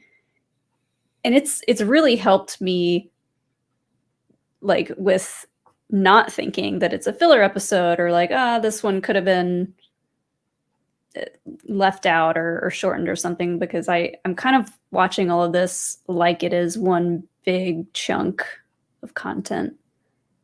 Like, I think once it's all out, and if people wanted to watch the whole thing all at once, it'll play out much better. Which that's kind of the case for any show, I guess. Yeah. And I think you're right to view it as a movie, since that was the original pitch for this story. And they have definitely altered it to become a series, but they are treating it so much like a movie. The fact that part 1 had a long time ago in a galaxy far, far away, that alone, and the way that the credits are handled over stars, just like the films, I'm like, they are treating this as a 6-part story instead of like a season with 8 episodes, where, you know, The Mandalorian definitely has its adventure of the week stories, which is cool. But this is different. This is a story told in 6 parts. All right. Miranda here has another super chat here. So I'm going to, or wait, Okay. did we go past I need to that run to the one? restroom. I need a bathroom break, so I'll be right back. Oh no, you know what happens when it's just me.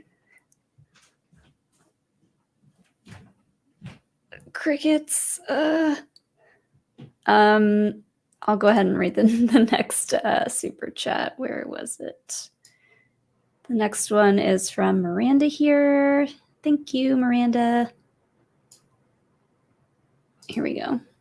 I still haven't seen you call the 4th sister Twilight by name. Do you have a reason for ignoring her name? Wikipedia calls her that. Loved the new episode. Cheers.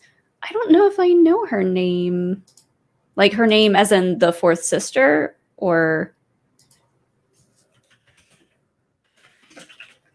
I don't know. Also, I don't think she's a Twi'lek. She is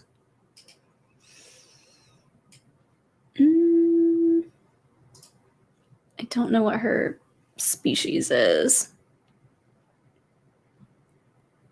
She's just, oh, okay. Yeah, she's just the fourth sister.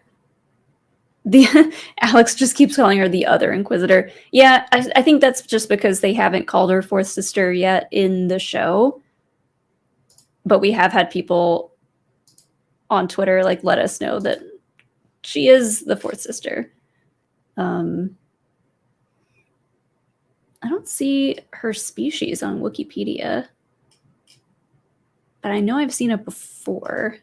She's got like, it's kind of like Twi'lek Leku, but they're little baby ones. Alex, do you know what species the fourth sister is? I don't. It's not even listed on Wikipedia. I think she's probably something new. I didn't even know she was the fourth sister until last week. I called her the unnamed Inquisitor, and everyone corrected me. That's what this question was about, because I just said that you probably didn't call her the fourth sister because they hadn't named her that in the show yet. Yeah, it was in the credits, I think, and I just missed it. So that's why I'm not ignoring her name. I just didn't know it. Her head tails kind of remind me of Masamita's. Maybe like I don't think she's the same species, but something similar to that. I don't know. Masamita? Yeah, she doesn't have the horns, but she's got those two little tails. She almost looks like a, oh man, no, I'm blanking. Adigalia Stasali. The Lothian. Yeah. She almost reminds me of that, but it's not. Maybe Nautilin, but no, they have longer head tentacles too. So I don't know. She just looks cool. That's all we need to know, I guess. Well, Miranda here has 2 more super chats. Thank you. Another question I've been pondering due to this series. Do you think Luke and Leia themselves were a Force dyad? The Emperor never saw them together, but they seem to have a similar connection across space as Rey and Ben. Maybe? I mean, I think, yeah, that's possible. The idea of a Force dyad is probably, you could apply that to a lot of people in Star Wars. Yeah, I don't know. I'm going to go with no. But, the fact that they're twins and everything, I'm not opposed to it. I'm just kind of waiting to see, if they confirm it, great. If not, I'm going to say no, I guess. Everything in Star Wars is about binary things.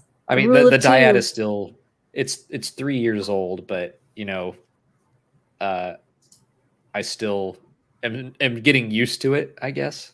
Yeah. And then I just wanted to say real quick, for anyone who thinks we missed a super chat, we've got our moderators grouping these kind of together. So I haven't missed it yet. We're just trying to get these read if there's several by the same person. And one more here from Miranda here. One last super chat. Has anybody remarked how similar Mon Mothma looks to Molly in the Andor trailer? No one's done that. Literally, no one has done that. Everyone has done that. Everyone's demanding the Mon Mothma cosplay. I would love to. I just don't know how to sew. If someone wants to make me a killer, and I don't. So no, that's silver rope. You nailed it. I'm excited for her in Andor because she doesn't wear the white sheet the whole time. She's got actual real clothes. So if someone wants to make me a cool outfit, then yeah. I'll be casual Mon Mothma and I'll have a hoodie and yoga pants on. Yeah, just find that peach color. I think that would work. And Miranda here, I'm just joshing you. That's Lynn Koyo, thank you for the next super chat. I had the same question regarding the fourth sister species, thinking I'd seen it before until I realized the only other time I had seen it was in the trailer. Yeah, I have no idea what she is. Probably just a new design the creature department wanted to make. Mm-hmm. And Lynn's got another one. Thank you. Says, loved how the fortress was faithful to the game. Me too. Even just like down to the hallway design, the way the windows looked. It's a little more green in Obi-Wan Kenobi, the ocean, but maybe that's because the Empire's polluting it. Yeah. Yeah. Which that actually kind of works out.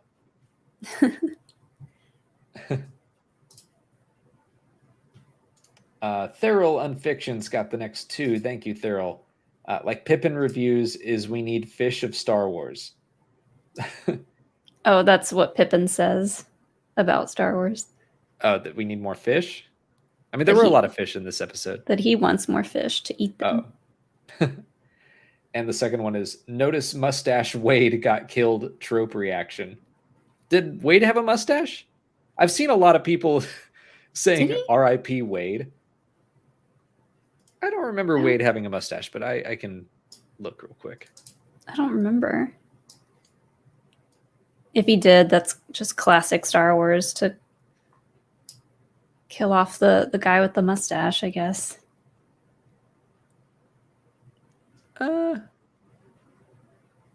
I can't tell.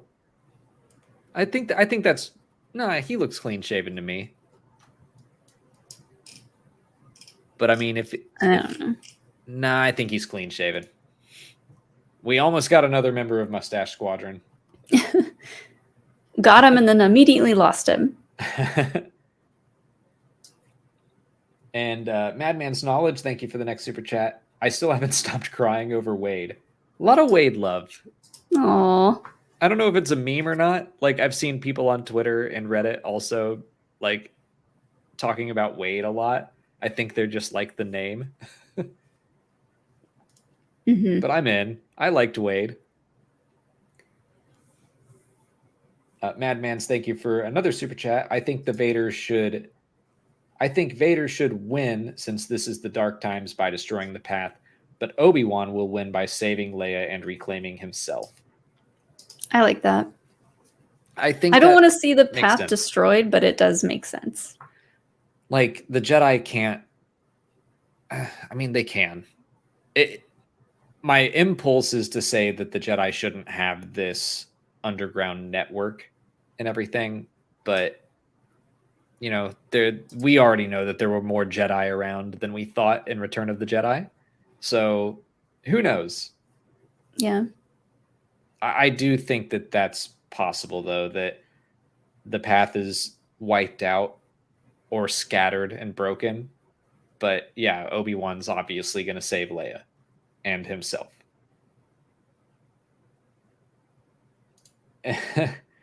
And Ken Plume, thank you for the super chat. Now Wade will never get the chance to grow one. Yeah, well.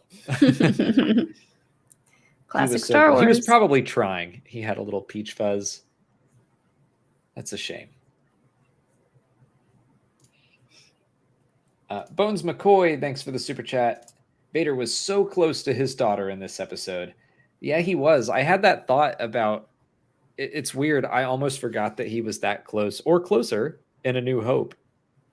And seeing Leia get almost tortured, which was terrible, it reminded me that, oh yeah, she gets tortured by her father in A New Hope. Yeah. That sucks.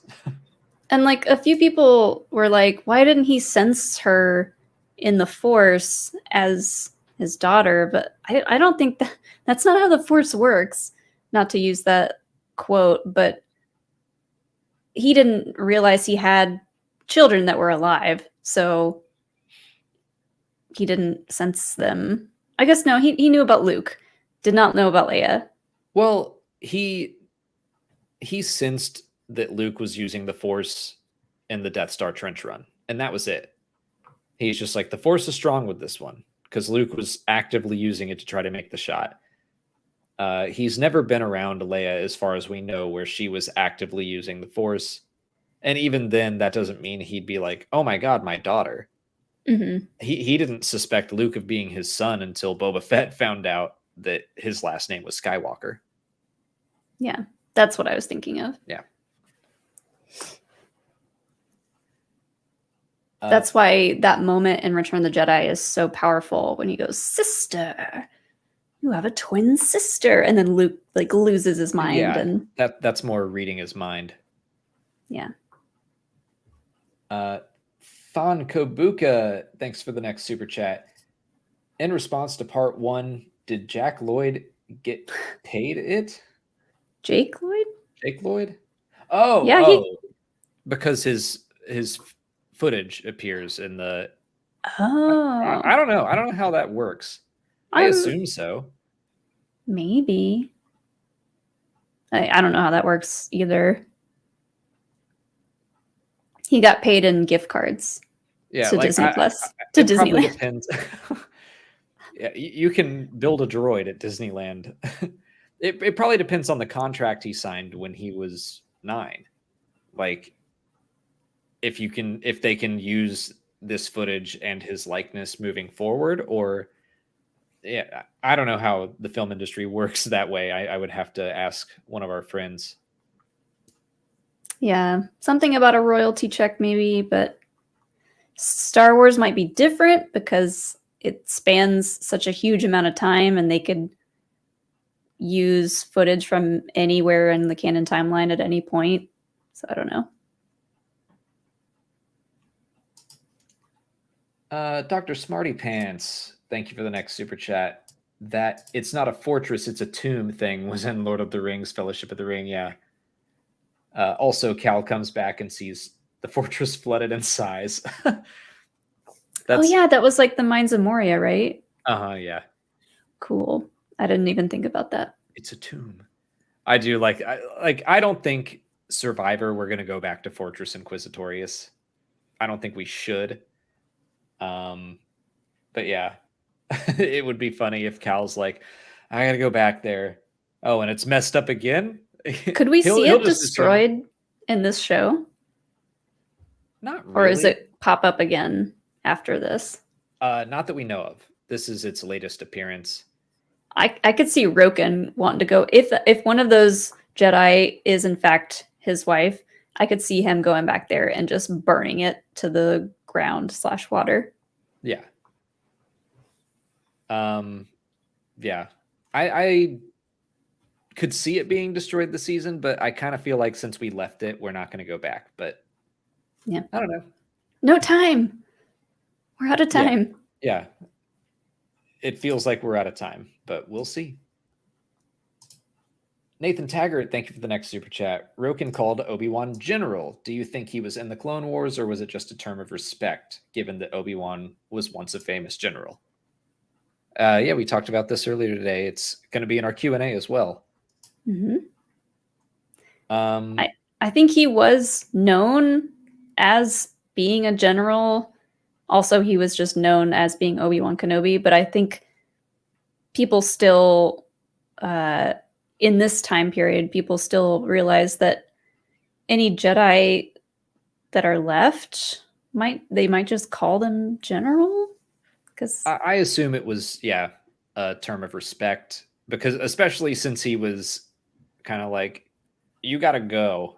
When he first showed up, he's like, there's too much attention on you. Too many people are looking at you. General, I respect you. I know who you are, but please leave. That's how I viewed it. And we see in A New Hope, we see Leia address him as General Kenobi. So it could just be like, that's how the rebellion refers to him. Yeah. Yeah. I mean, I think we saw that Tala knew who Obi-Wan Kenobi was. And she said something like, it's hard to think about Obi-Wan Kenobi making a mistake. I think all the people of the path know who he is and respect him. But Roken was also like, it's dangerous to have him here. Mm-hmm. And so he was trying to nicely ask him to leave. That's how I see it. Yeah. Still in such early days of the rebellion, they don't have a lot of power yet. He's probably like, you can't be here. You're too much trouble. Yeah. Reva has a death sentence for you. Mm-hmm.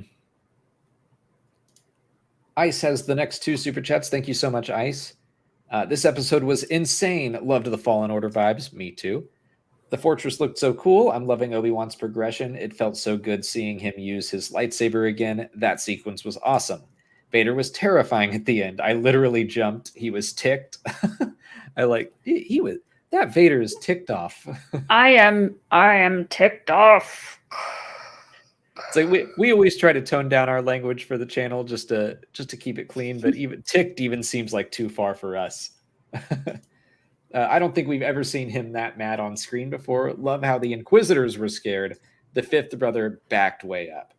I do really, really like that about this show, that the Inquisitors act all tough until Vader appears. We saw it in part 3 as well.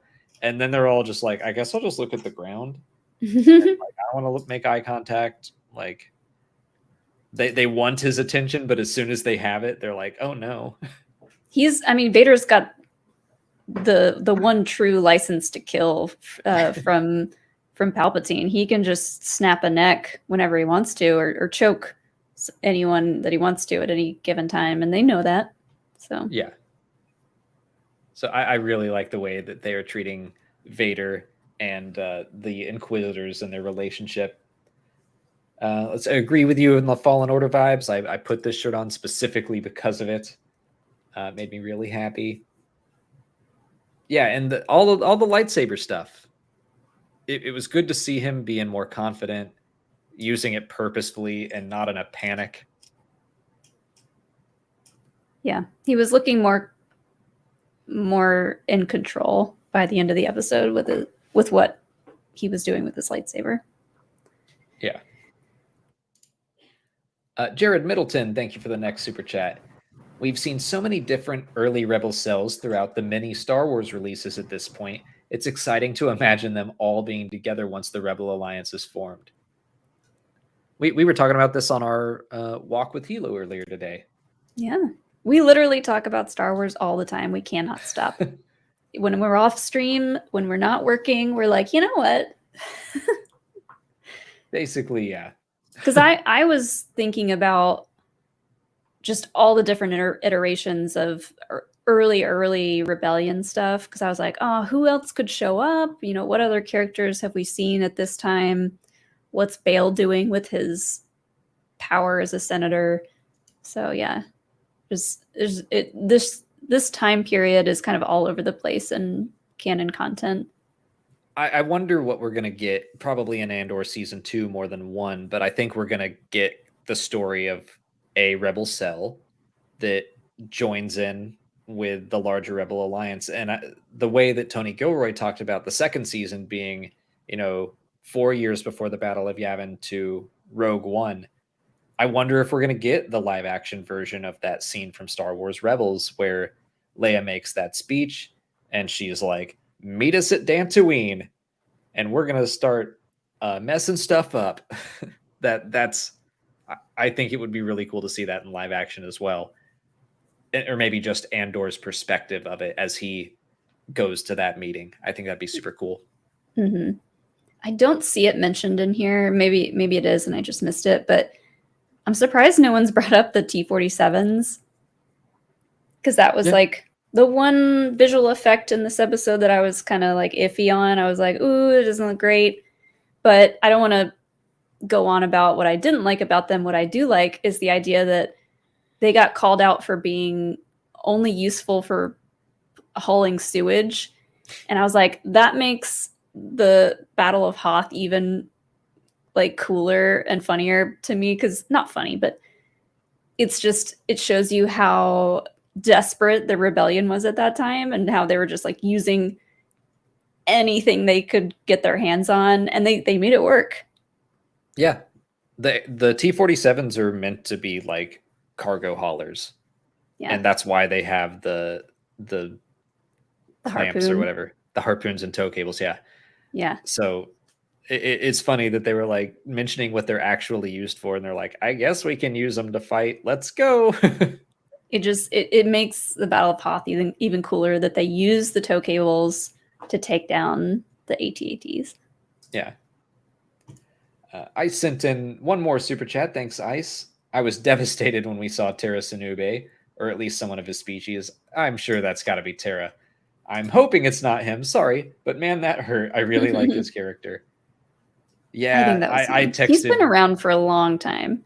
Yeah, I texted Joseph Scrimshaw today to check in on him because I know he loves Terasinube. Did you? What did he say? He said, "Thank you for thinking of me in my time of need," something like that. Oh, I thought of him too because I at Celebration I told him about him showing up in the Tales of the Jedi trailer that we saw. It's a very quick little shot of Terasinube, and he got really excited. And now we see him, Yeah. Presumed dead. Thank you for thinking of me in my time of need. I was comforted to see Obi-Wan love Tera as much as me. Obi-Wan looked distraught. Yeah, I mean, they did a good job of choosing a Jedi that, you know, means something to people who watch the Clone Wars. But again, it wasn't obtrusive. It wasn't confusing if you had never seen the Clone Wars. It was just like, that's a Jedi that Obi-Wan is looking at. All right, my turn to take a potty break. Okay. Did you get another beer? Sure, I'll take one, I guess. Do you want one? Yeah, sure. I'm also how many hungry, questions we have? I don't know. You go. Oh, okay. Get me a beer. Lynn Koyo, thank you for the next one. Last one, I promise, solely reminded me of Paige. Would love if she was Auntie Tico, and the lack of a surname in the credits makes my headcanon stronger. Yeah, I liked Sully too. I meant to look her up all day because I feel like I recognize that actress, and I forgot to look at the credits and then IMDb. So I'm going to do that real quick. But yeah, I liked Sully and Wade. I liked just anytime we see the young rebellion. I think it's cool. And watching that Maya Erskine. Okay. Oh, Pin 15. Okay. That's what I recognize her from. Yeah. I enjoy seeing the Rebel Alliance realizing that, or the pre-Rebel Alliance realizing that they have to do more and that they have to become soldiers, even if they didn't want to at first. But they took that step. Star Orange, thank you for the next 2 super chats. Obi-Wan almost did his iconic lightsaber pose. Yeah. Them holding hands at the end made me cry happy tears. It was very sweet. Do you think Obi-Wan assumes Leia is Force sensitive? He knew she didn't give any info away to Reva. All right, I'm just going to pop through this in order. Yeah, I love that he did kind of almost do that thing, and then he went down to more of a Qui-Gon pose. And I don't know if that was a tease that like, oh, he's going to do it next week, or if it was showing progression that he's more in a Qui-Gon headspace or moving that direction. I don't know. I kind of want him to do the full on, you know, fingers out, lightsaber up. I hope we see that.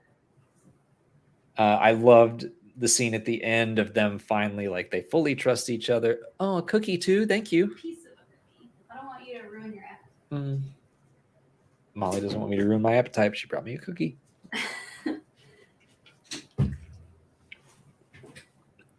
Yeah, I loved that little end scene. It's like after part 2 and part 3, where they were getting to know each other, not fully trusting each other. Obi-Wan's kind of snappy at Leia, but now they are like fully on the same page. I thought that was very sweet. And I absolutely think Obi-Wan assumes Leia is Force sensitive, the same way he assumes Luke is. The fact that, although I don't know that necessarily means whether or not she gave away information to Reva, I think Obi-Wan just knew that she wouldn't. I think he just trusted her when she's like, I didn't tell her anything. He's like, yeah, I know. You're a tough kid. Oh, I wrote down in my phone after watching it a second time, I was like, Ben says I know to her. Just I know. Yeah. Just like Han. That's the Star Wars way of saying I love you. Yeah. I don't know if that was like an intentional callback, but I thought it was sweet. I mean, it was an answer to her question, but I feel like it could have been. Like he definitely cares about her. I know I picked that up in Rise of Skywalker when Han says it to Ben in the scene on what's that water planet? Kef Kefir. This is what it's like to live with us constantly. Like one of us will forget something and go like, "What's that thing?" And the other one will be like, "It's this," and we're like, "Yeah, that's right." But yeah, so he says it to Ben, just like Ben says "Dad," and he goes, "I know," which that is a little more on the nose because it is Han Solo. But when it happened in this episode, anytime I hear someone say just the words "I know," I'm like, "Oh, they did the thing." Yeah, I mean, it's definitely. I agree. When Han Solo says it, it means "I love you." But when someone says it to Leia, I still think it can mean that. Sure. And that's not something I picked up on, but I don't think you're wrong. I think it could mean both. It was like an "I trust you. I know you didn't give them any information because you're strong and tough. Also, I love you to death. Let's go." Yeah.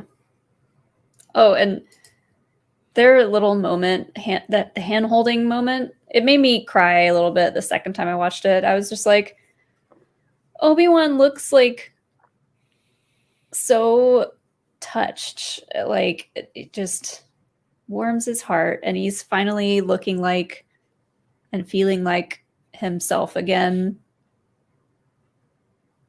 I mean, just for him to have that like small, quiet moment with Leia, where he's just like looking, that they're just like looking into each other's eyes and like holding hands. I was like, I can't. Yeah, it's just he's been alone for 10 years. He's been watching Luke, but he hasn't been part of a family or a community. He's been working a crappy job. He can't even get Luke toys. Owen doesn't want him to. Yeah. So like this is the first time he's made a connection with anyone in 10 years. He probably hasn't been talking to Yoda. Doesn't seem like he's been talking to Qui-Gon. Qui-Gon's been sending him straight to Force voicemail. Yeah. Basically. He's like, you call me when you're balanced. It's like he'll show up. You got your stuff figured out. I'm convinced he'll show up when he has that quiet moment like Qui-Gon had in episode 1, or like just before that. No, I think you're onto something with that. The whole quote from Quinlan, when your eyes are closed, that's the only way to see the way. Something like that. Mm-hmm. I think that's, Obi-Wan's got to find that inner peace while he is confronting Vader, like his greatest failure. I think you're onto something. I even tweeted that quote that was written on the wall from Quinlan, and I used one of the images that I used because I just used 4 images of people using the Force with their eyes closed in Star Wars. But one of them that I used was Qui-Gon having his little sit down moment. His little sit down. We didn't think of that. Is Qui-Gon ghosting Obi-Wan? Oh my god. Why? What's wrong with us? Why didn't we immediately go to that? We're fools. Fools. The Swordfish Studios, thank you for the next super chat. Does Vader know Bail's daughter is Force sensitive? Okay, kind of continuing on that. Do Inquisitors have authority to torture a senator's daughter with no consequences? I definitely... does Vader know? Sorry, that was... Vader know that Bail's daughter... No, I don't think he does. Because he would have found her a lot sooner, I think, if so. Or maybe not, but they would have sent Inquisitors after her. If you read the Ahsoka novel or Leia, Princess of Alderaan, it seems like... I mean, that's part of the reason they don't let Leia leave Alderaan at this point in time. Like, they're trying to keep the Force suppressed within her to keep her safe. So no, I don't think Vader knows. I don't think Revan knows right now. I think she just thinks Leia is strong-minded, which she is. Do the Inquisitor have authority to torture a senator's daughter with no consequences? I would say no. I think no, because they all seem a little upset with Reva that she kidnapped a senator's daughter. Like that alone, they were all like, "What are you doing?" Yeah, like the moment in the town in Tatooine when the fifth brother like puts the wanted hologram down, and he's just like, "If you see this person, if you see anything, tell us." Like he's just trying to get work done, and Reva's going off the deep end. Like, I will cut everyone's hands off. I will steal children. To go back to the multi-level marketing thing, fifth brother is doing things by the script, and Reva is going off script, and that's not going to get you into upper management. Yeah. Fifth brother is all about synergy. He went to all those meetings. He read the pamphlets. He's like, I know what to do here. Yeah. So now at this point, I don't think the Inquisitors can do whatever they want to any senator's child. After the Death Star is done, then yes, they can probably have more free reign. But none of them lived to see that, as far as we know. So sad. Too bad, so sad. Too bad, so sad. Palmer Hope, thank you for another super chat. I get that he's in the suit, and no disrespect because I love Hayden, but what was the point of casting him? I mean, well, A, he's doing all the makeup stuff. B, there's still 2 more episodes. I think we're going to see him actually. We are going to get. I'm putting it out in the universe. We're gonna get Clone Wars era Anakin Skywalker as a flashback. I would really, really like that. I'm trying not to get my hopes up now because the farther into the season we get. Do not take my words as truth. Do not get your hopes up. I'm just trying to put it out there, make it happen. You know what? I'm gonna go ahead and say it. Elon Sleaze Pagano's probably not going to be in this series. I'm gonna just have to let that one go. Don't let your dreams be dreams. Yeah, I mean, like, I agree that if he's in the suit the whole time, what's the point? So that's why I do think that we're going to see him out of the suit. But also, if Hayden wanted to play him in the suit, let him play him in the suit. Like, I did see a picture of like 2 really like big, tall guys on set that were in the Vader suits. Mm-hmm. There was 2 of them, and I was it's was Hayden ever in the suit? You said he was. Yeah, he even specifically said, I think when he was in the chair talking to Reva on Mustafar. When he doesn't have to be 7 feet tall. But it's kind of like the Mandalorian. They have Hayden, they have a movement double, and they have a stunt double. So that there are, and James Earl Jones / maybe a computer are voicing him. I'm still not sure if they're using respeecher on James Earl Jones or not. Anyway, like 4 people are making Darth Vader come to life right now. But yeah, like I'm all for, even if Hayden was like, I don't need my face to be on screen. Like, I'll play Vader sometimes. That sounds like fun. Yeah. When he was asked in interviews and stuff, people would ask him like, oh, if you could play any other character in Star Wars, who would you play? And he was like, I think I got the jackpot with Anakin / Vader. That could also be because his story is pretty much over and he can retire from being in Star Wars, but still. I'm going to bring up Bones McCoy's super chat just because it's relevant. So he didn't get a flashback. Wait, flash to back to tank. The Clone Wars scene. Will we see Hayden outside the suit or tank? I keep wondering if we're gonna see Hayden in all that makeup, see him speak outside of the suit, because we've seen so many quick shots of him in the tank.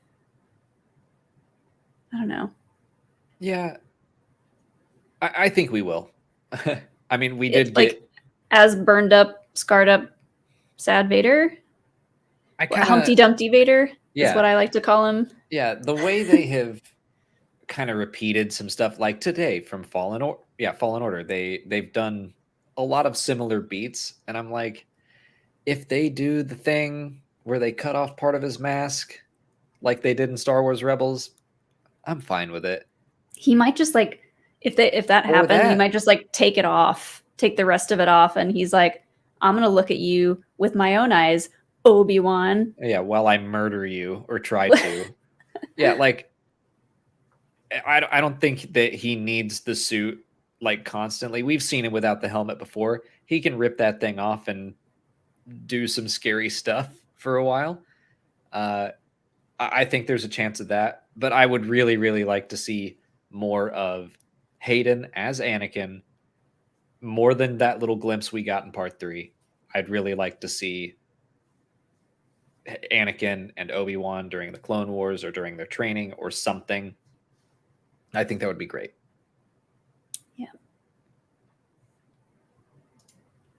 Smashing Emeralds, thank you for the next super chat. Not Obi-Wan related, but what is your opinion on the upcoming restored content DLC for KOTOR on Switch? I haven't gotten it yet, but Kevin earlier was saying that it even comes with like all of the patched stuff. So that's interesting because I'm getting ready to do a lore play on KOTOR 2, and I was trying to decide whether or not I wanted to do all the work to patch it, and now I can just play it on the Switch, so I might do that. Well, I want to play the first KOTOR game because I've never played it. Maybe after I don't know when the remake is coming out, but I feel like you should just wait for that. That's going to be a better gaming experience, I assume. But I could play this one and then play the remake, and then I would be able to compare the two. If you want to. I'm not going to stop you. I'm just saying KOTOR is a great story. I'm a gamer now. Is dated. Yeah, I'm a gamer now. You're a gamer girl, you're a Jin girl, and you're a patch girl now. We've learned all these things in the past month. Molly is taken to declaring new identities for herself like very quickly. Only when someone asks me about it. Molly had been drinking gin for like 2 weeks, and we were at a restaurant, and she was like, "What gin drinks do you have?" I'm a gin girl. It's like, oh, you know what? I did say that. You did, and I owned it. And you like gin. You are a gin girl. I am now. Look, it took me a while to like gin, but I learned how to like a lot of alcohol over the pandemic, much like everyone else. So, you know. Stuck inside, might as well try it all. Equal opportunity. Andrew, it's been 2 hours. Like, now it's really where we take a dive bomb. Andrew Law Art, thank you for the next super chat. I never see the point of disliking an individual episode. It's all part of larger narratives, and I can't wait to watch Obi-Wan as a whole, enjoying it all. That's how I feel. It depends on the show and the style of show. But for Obi-Wan's sake, I'm like, it was written as a movie, and then we split it up. So to me, we're watching parts of a very long movie. So I agree. This is something that I don't think we can call any episode filler until we see the whole thing. And it's perfectly fine to like one episode more than another and think that, you know, the first sixth was better than the fourth sixth of the series. But I think as a whole, it's going to wind up working very well. I think because of what we do in the context of Star Wars content creation, like we dissect and we talk about these episodes so much every time we get a new one. And for so long, it kind of just like bleeds into the next. We talk about it until we get another one. So we talk about it and think about it for a week. Yeah. Until we get another one. So thinking about the episodes like that, they all kind of run together a little bit, which I guess it helps me keep it all relative, I guess. And in a way that I'm like, I really liked this one. I didn't like this one. Because I think of every episode as okay, how is it going to lead into the next one? Yeah, I mean, I definitely have episodes of The Mandalorian I like way more. But even that, I look at as a whole kind of. The Mandalorian is more episodic, I think. So it's a Mhm. little easier for me to say, this one episode you can skip. The Well, I would say that, but now the Tatooine episode with Toro Calican. Sorry, Steel Wars. That episode, I would have said skip it after season one, but now it's kind of important. Mhm. It introduces Fennec Shand and all that. So even that, like the longer you go, the more patient you are. You're usually rewarded for that patience. And I wonder if people got used to like the Netflix model where you got to binge everything all at once. Like a lot of the complaints that I'm seeing people make about this series, I'm like, if this were a movie or if you got to binge all at once, you would not be talking about this. But because we're having to wait week after week, Yeah. and yeah, we want to fill that time with something. It's easier to fill it with complaints than it is to fill it with, I don't know, actual substance. Anger is easy. Mm-hmm.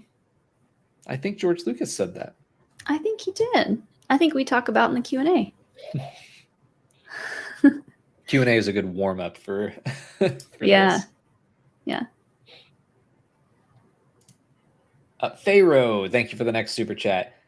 Hi from France. Love your content. Thank you. Did you see Hello. Coleman Cadge in the tomb of the Fortress Inquisitorius? He's around 1845 in the episode. I think I know who you're talking about. I know. And That's the second time I've heard that name, and I'm like, I don't think I put those two together if that is him. I'll try to grab a screenshot of him real quick. He's, yeah. What Or wait, species is that? Ogresian, I want to say. Is that the big box head guy? Boxhead. No. Oh, no. I know who you're talking about. But 1 second. He is on the far right of this image. Oh. Wait. Wasn't he just in a Schmodown question? Was he? I don't know. I don't know. I could be wrong. Anyways, okay. I remember who that is now. But yeah, I think that's him. It's either him or Pablo Jill, I think is the other one. Mm-hmm. But I figure Coleman Cadge is more likely. He's dressed like a council member. Mm-hmm. So sure. Eekly Bebrat. Oh my god, I'm so sorry for what I just did to your name. Thank you for the super chat. Am I the only one who thought it was strange to see the dead youngling? No, you are not. Did they take the body from the temple and hold on to it for years? That's a good point. That if they are alive somehow, they're definitely in stasis because that kid did not age. Yeah, I mean, we kind of touched on this earlier, but yeah, if that is one of the kids from what we saw in the first episode during Order 66, then yeah, they're frozen in time. Mm-hmm. Yeah, I thought it was especially grim to show a dead youngling as just in the midst of all that. But that is kind of why part of me is like, maybe they're not dead. Maybe they are in stasis just to ease that moment. But again, we talk about all this in the Q&A on Saturday, but yeah, like I was kind of thinking like, I don't think they would go so far into the gory aspect of this as to show the wounds of all these bodies, but yeah, when you think about it, we didn't see any wounds. So that could point towards them being all just like frozen. I don't know. They could all have holes in their chests and we just didn't see them. Yeah, I mean, I still think all those people are probably dead. But yeah, It was messed. I gasped as they showed the tomb. I was like, okay, that's messed up. And then when they showed a youngling, I was like, that's really messed up. With the helmet and everything still on. I know, they didn't even take his little hat off. His little hat. Oh. But we'll see. Oof. I mean, if we do get a moment where they all get released and they're all there in live action, I will lose my mind. I mean, yeah, I do think it would be cool. Didn't we talk about this recently? I feel like we were talking about the cabin in the woods effect of like, let's. I mean, we were talking everyone. about it earlier. Yeah, but I mean about something else, another Star Wars thing, or oh yeah, maybe. But the idea that it could have been an MCU show or something, I don't know. Mm-hmm. But yeah, I think that would be really fun if we unleashed all of those Jedi back into the galaxy. Yeah. Ken Bloom, thank you for another super chat.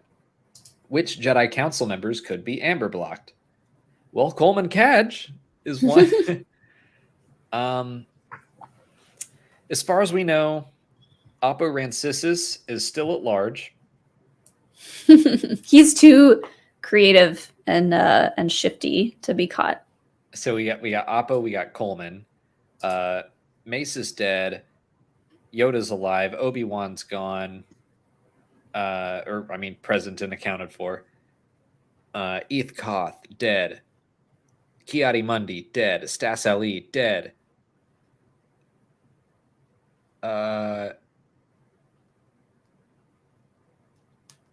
Kit Fisto, dead. Oh, what's his? Sacy-Teen, dead. There's like 2 more. I'm trying to think of the people who were there for Revenge of the Sith. Shakti is dead. Or will die for like a 6th time. Luminara. Oh, and Anakin. Anakin would have been the last one. That would have been number 12. Right? I will be honest, I wasn't listening. I was texting Zach something about he asked something about what days the stuff was that he's editing were on. Oh, okay. He's editing our celebration footage right now. He's doing actual Plo work. Koon. Oh my god, Plo Koon. Oh my god. Plo Koon is super dead. Sorry. How could you forget Plo Koon? Because he's super dead. He blew up. He's super important. Oh yeah, I will never be okay with how he died. It's so dumb. I'll never be okay with it. That's okay. You don't have to be. You're not supposed to be. I know. All of Order 66 sucks. Not a fan. Order 66? Not a fan. I'm against it. Yeah, it sucks because it made me sad. I'm against crime, and I don't care who knows it. Okay, what's the next super chat? Super Power Geek, thank you for the super chat. So what are the chances Mace Windu is in the basement? Low. It's low. Dude's dead. It's very low. Mace Windu is in the basement. I don't think so. I think if Mace Windu got captured, Palpatine would want him brought straight to him. He wouldn't be kept in any kind of stasis because like Palpatine has a very specific grudge against Mace. And as Vader too, like he would have gone right to the front of the line. He has a lightning pass.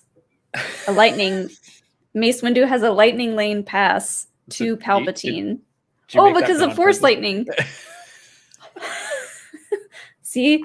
Corporate synergy. That's a very good pun. Yeah, I agree. That feels like Mace Windu is the one that Palpatine would be extra petty about. Be like, oh, yeah. Bring him to me. Don't put him in your little amber basement or whatever. Mm-mm. But I also think Mace is dead. He's dead and gone. Let's leave him that way. Yeah. Ooh, Bakey, I like this one. Thank you for the question. Will we ever see the Jedi's last stand at that mountain fortress in any media? So that was mentioned in Aftermath Life Debt, I think. One of the Aftermath books. Which Mountain Fortress. yeah, I mean, they're setting up Mount Tantus. I think that they left enough room for interpretation that doesn't have to be a literal last stand of the Jedi where, like, they're all dead.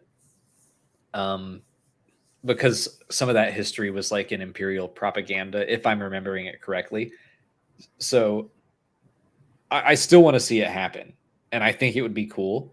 But now I'm like, oh, with Mount Tantus around, but I can't remember what the actual name of the mountain was in the book. But I don't know. It's one of those things that I'm like, either that's a lie and it's Imperial propaganda to say like, oh no, we got all the Jedi, they're all gone, I promise. Or it really happened, and it would be a cool story. Yeah. I thought that it would be cool to do like a comic miniseries about that, which would show, if you did 5 issues, you'd take like 4 Jedi and you would tell their story as they get to the mountain. And then the 5th issue would be just tragedy where they all make their last stand. But that's just my idea. That was something I threw out like back when Life Debt came out. Mm-hmm. Thon Kabuka, thank you for another super chat. Frozen Jedi like Luminara and Rebels. Yep, I do think they were probably trying to harken back to that. Mm-hmm. But she wasn't frozen, really, though, was she? Or she was in like I'll see if I can find a picture of it. It was like a casket I saw someone tweet a picture of what it looked like. It did look kind of like a little coffin with a window in it, so we could see who it was. I wouldn't say, looking at it, I'm like, it doesn't super look like Amber. It doesn't look like the same thing, but she does look mummified, and like they've held on to her for almost 20 years. So who knows? Ugh. Batman is my dad. Thank you for the next 2 super chats. Were those purge troopers, and the Empire needs to invest in stronger windows for their evil guy fortresses. Very Correct. true. They just they never learn everything about the Empire. They never learn their lesson. That's why excuse me. That's why they're bad at keeping up with the times and staying around.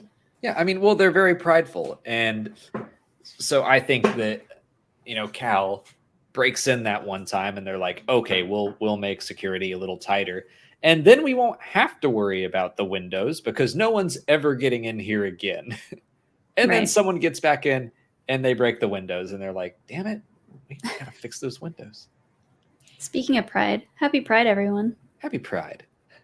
I brought my Pride koozie up here. Our Pride Dad's Garage koozie. Just for anyone in Atlanta, go check out Dad's Garage. Audio listeners, I have a rainbow koozie for my beer.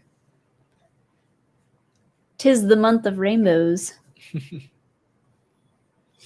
Were those purge troopers? Yes, they were. They definitely had a new look. I wish we saw some with like electro batons or staves or whatever, anything. Was one of them in that opening shot with all the characters with the light going across their face? Was one of those a purge trooper? Oh, I'd have to look again. One of them was a trooper. I assumed it was a purge trooper because it looked different. I think Peter Scarrera may have tweeted it, asking what it was.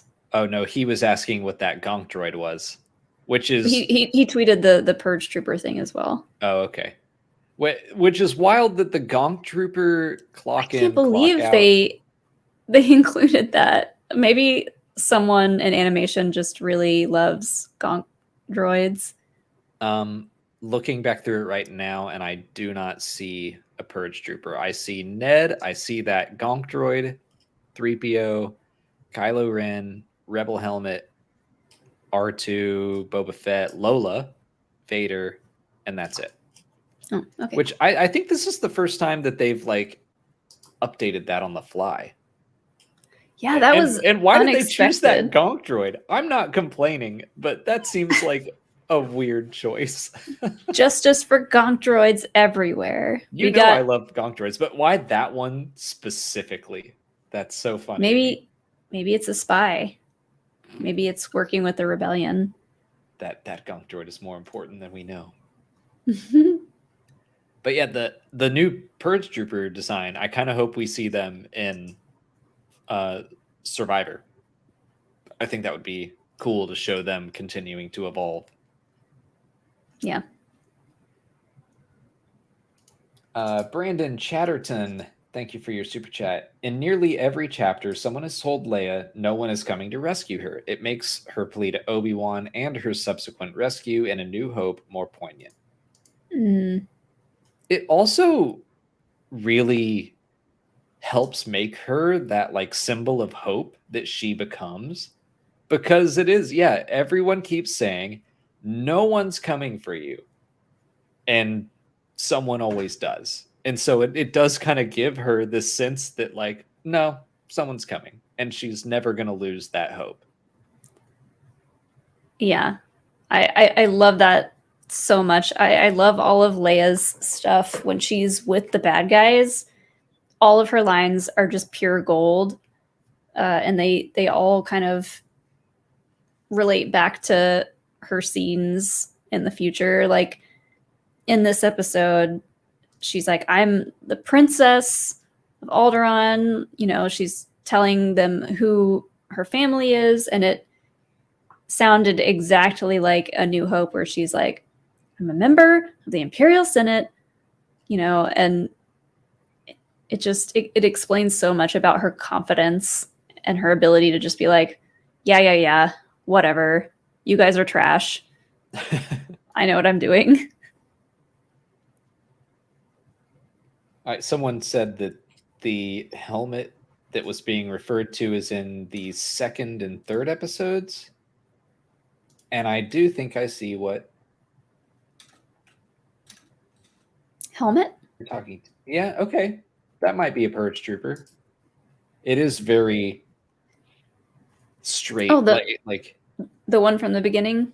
yeah. So Yeah. it was just not in today's episode. It was in last week's episode. So Oh, okay. let me see. I'll pull it up. It does kind of look like a Purge Trooper.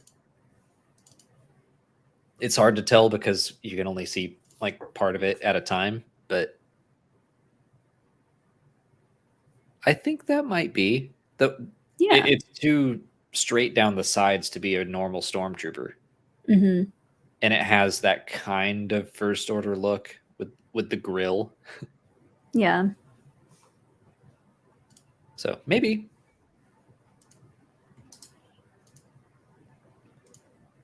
Next up is Paxton Rutledge. Thank you, Paxton. I feel like in A New Hope, when Leia is rescued and she screams, Ben Kenobi, where is he? Has far more weight now than ever before. Nice to hear from you, too. Nice to hear from you as well, Paxton. And yes, Thanks, I agree. Paxton. Yeah. Ben Kenobi, Leia got to know him as Ben. Mm-hmm. She knows he is Obi-Wan, but she got to know him as Ben. They bonded while he was referring to himself as Ben. So yeah, I like that. I like everything they're doing with Obi-Wan and Leia. The people who say it somehow breaks canon because she calls him General Kenobi, and it's like, years ago you served my father. It's like, she can be a little diplomatic in this moment. It's fine. It doesn't break everything. Mm-hmm. Have a little flexibility, people. Some people think that that's Hunter. Oh, could it be? I don't know. Interesting. Maybe. I don't know. Well, hard to tell. I need to see him helmet off with the bandana. That's Hunter. Yeah. Yeah. There he is. Star Wars fan 3131, thank you for the super chat. Who do you think is a better marksman, Crosshair or Deadshot? Who's I don't Deadshot? know. He's Will Smith from the Suicide Squad. Oh, I don't know. Yeah, I don't know enough about it. I mean, I've seen the Suicide Squad, didn't care for it. Or no, I've seen Suicides. I've seen both of them. The one with Will Smith is the one I did not care for. Yeah, that's the bad one, isn't it? Yeah, that's the one I watched on a plane and was angry the whole time. Objectively, I think everyone thought that one was bad. So Crosshair, I don't know. I don't know anything about Deadshot really, other than he is a good shot. Crosshair was at least genetically modified for it. I love Crosshair's little trick shot thing where he uses all those. It's basically a series of mirrors, but like when he runs down that hallway in Clone Wars and he like puts all the metal pieces down it and he shoots one of them and then it all bounces off of the previous one to get to hit the ultimate goal. Like that was really cool. Crosshair, I agree. Eli is do or do not. Crosshair is the GOAT. Mostly just because I don't know anything about Deadshot. So yeah. Thomas, I'm glad you liked Suicide Squad. It wasn't for me. But no shame, no hate. That's no shame, no hate. That's our new tagline. Rameshwar Sharma, thank you for your super chat. Hi, new here. Welcome. Got tired of some toxicity at other channels. I enjoyed episode 4, but I really hope episodes 5 and 6 are amazing. Glad to be here. We're glad that you're here. Thanks for coming. I enjoyed 4 too. I don't think it's my favorite of the bunch. I think 2 is my favorite so far. 2 is really good. That's partially because you just miss what's his name? Haja. That's what I was going to say. I loved the Haja character so much. So I think that'll probably be my top for now. Maybe Haja will appear in episodes 5 or 6, and then they have a chance to take over my favorite. But I really liked Haja. Mr. Shu, are we in After Dark territory yet? We're getting close. We haven't had dinner yet. Yeah, and I've had 1.5 beers, and they were both 9%. Oh, this one's strong 10%. Beers. Oh boy, I wanted the last victory beer, so I took this one. That's fine. I had the second to last one, so that's okay. We only got a handful of more questions left. Get your questions in. How many people are still watching? 600 people? Oh no. What are we doing? What are we doing? I'm sorry. We're wasting everyone's time. We're going to answer Alan Vaughn's question. Thank you, Alan. Just had to say thank you for being beacons of positivity and joy in the Star Wars community. Thank you. Folks like you guys and Utini bring out the best. Keep it up. We got to hang out with Utini for the first time in person at Star Wars Celebration, and they're great. Yes. We got to have them on. We're starting to plan out our Andor after shows and who we can bring on. So thank goodness there's more episodes of that. Thank goodness there's more episodes of that. So we can do more of these, assuming that they don't do them like on weekends where we're out of town, which classic Star Wars. Well, they should be on Wednesdays, so we can schedule around that. Yeah. Unless they throw a surprise Star Wars Celebration, we should be okay. Don't you dare. I'm already panicking for the next one. But thank you so much. And then we did run into a few people from Utini several times during Celebration, which was cool. And they're great. And as a book lover, Star Wars book lover, I love everything they do because that's like they are so dedicated to that. Mm-hmm. If you've never checked out Utini, check them out, especially if you love Star Wars books. And Mr. Shu, thank you for a super chat. Okay, it was a great episode and everything, but how did no one notice Leia under Obi-Wan's jacket? I thought that was hilarious. Totally agree. And I'm on board with it. Here's why. And I said this in my review, but Leia being under his jacket is like such an obvious thing. And they make a point to show them walking right by the fifth brother as the fifth brother is walking the opposite direction, ranting about how this is all Reva's fault and she'll pay for this and she has to suffer. And I think that's the point, is that if the fifth brother were actually a part of the team, and if they were all like, hey gang, a quick conference call, Leia escaped and Obi-Wan is here, can we all group together and make sure we catch them? If they all worked together, the fifth brother probably would have caught Obi-Wan and Leia, because that's ridiculous. But he was so focused on making sure Reva gets what is coming to her, so then he can become Grand Inquisitor, that he walks right by him. Like, his focus determines his reality, and his focus is not on being a team player. He was too busy typing up those TPS reports. Yep. Which are canon. I forget. Yeah. But I forget which show brought them in. Probably The Mandalorian. Yeah, they're there. But yeah, that's exactly his character. He was too focused on. He's been focused on Reva the entire time. Reva and Vader, and like how much attention he gets from Vader, and how much attention Reva is taking away from everyone else by being reckless. Yeah. Yep. They walked right by him, and I said it in the reaction video on Patreon. I was like, idiots, because that's what they are. I mean, that's one of those things that I don't remember how I reacted to it, but at least mentally I was like, oh my God, like this is goofy. It is silly, but it's also Han, Star Wars. It's Han running the opposite way down that hallway with all the stormtroopers. Goofy. Yeah, Yes. It's the same thing. This Star Wars, I've said it before, Star Wars makes me feel smart because its symbolism and its metaphors are like right there. It's right there. It's so simple. I mean, I don't want to say it's so simple, but like when you really look at it, study it, dissect it like we do, then you can, it starts to become very obvious and easy to pick out. Yes. And I mean, I would credit that to like Force Center podcast and listening to them.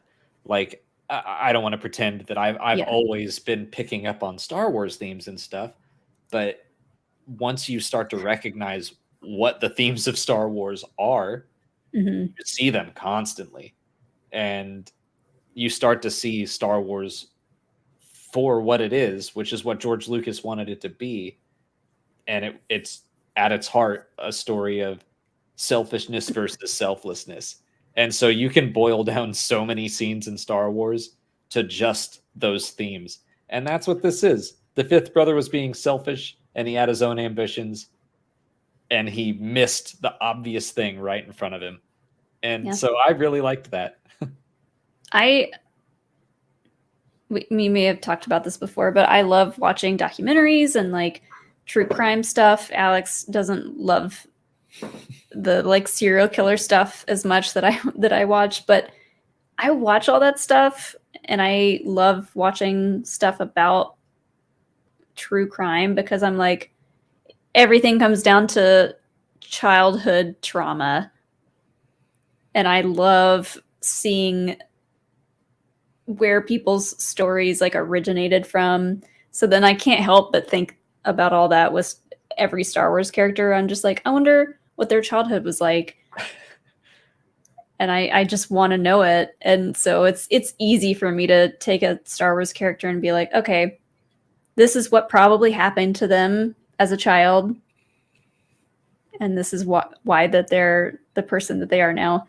Oh yeah, I mean, and so much about Star Wars is that, and how what happens to you as a kid shapes you. I mean, that's Anakin's story. That's why we got to see. That's why we got to see Anakin and Boba Fett and so many other characters. as kids. Yes. Andy in the chat said, quote, "I love childhood trauma." Yeah, I said it.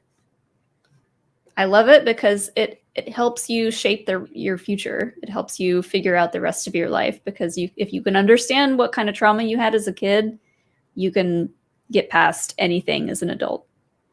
It's interesting because, I mean, I remember in, I don't know, the late 2000s, when we were fairly early in our dating time. Like, I remember listening to that Patton Oswalt skit about You get to the see him as a prequels. little kid. Yeah, and Patton Oswalt gets all upset about the prequels and how they weren't what he wanted them to be. Mhm. But like that's what the story is, and that's what George Lucas wanted to say, is to show how our pasts can shape us if we let our past control us. Yeah. And I understand, Which is what happened to Reva. Sorry, go ahead. Yeah, no, I understand people who didn't want the prequels to be that way, but like, I don't know, it's not your story, it's George Lucas's story, so suck it up. And I love Patton Oswalt. I think he's very funny. Well, but suck it up, Patton. When did that album come out? Because that was like early 2000s, right? That was back when that was before the prequel love had kind of started. Oh yeah. I mean, I don't think the prequel love really got prevalent until 2013, 14. It was as we were building up to the sequels, and just Star Wars was more important again, because we thought we weren't going to get movies anymore. And so once it was like, no, this is going to be a major pop culture thing, people started to come out of the woodwork and be like, hey, listen, you're all wrong about the prequels. And yeah, that stand-up bit was definitely before that. So yeah, anyway. Next. Before we get too soapboxy here. Too late. James Clancy, thank you for your next oh my god, next 2 super chats. Super sats. Oh, super chats. I just think they have to use Hayden in the flesh for a speaking role. I agree. He was in too much promotion to just be Vader sometimes, and Anakin for 2 seconds. I hope we see him anyway. It's been so long. And second, we don't know the fate of Yaddle and Poof yet. That's true. I don't know that I've ever seen anyone call Yarl Poof by just his last name. Where is Poof? Release the Poof. I agree. I think we're going to see more of Hayden.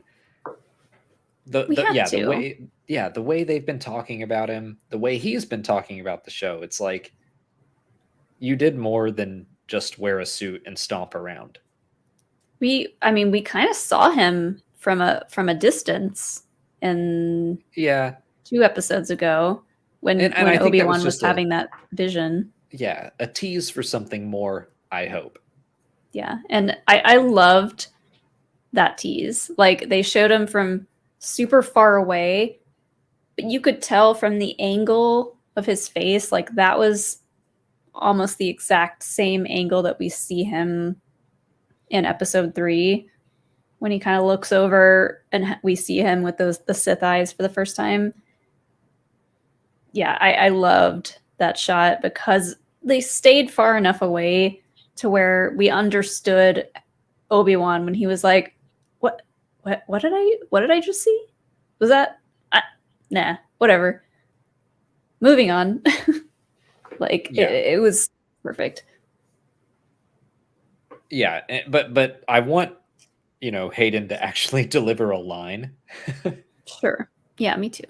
Which he may have done. He may have been on set in the suit speaking as Vader, and then of course James Earl Jones or the re-speecher or whatever is happening there could have overdubbed it. But I think it's a mixture of all of it. Yeah, but I want to see Hayden and his face and his voice, and I think we will.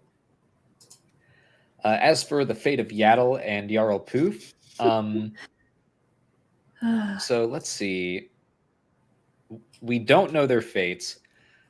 I'm gonna say I'm scared for Yaddle, and not for Post Order 66.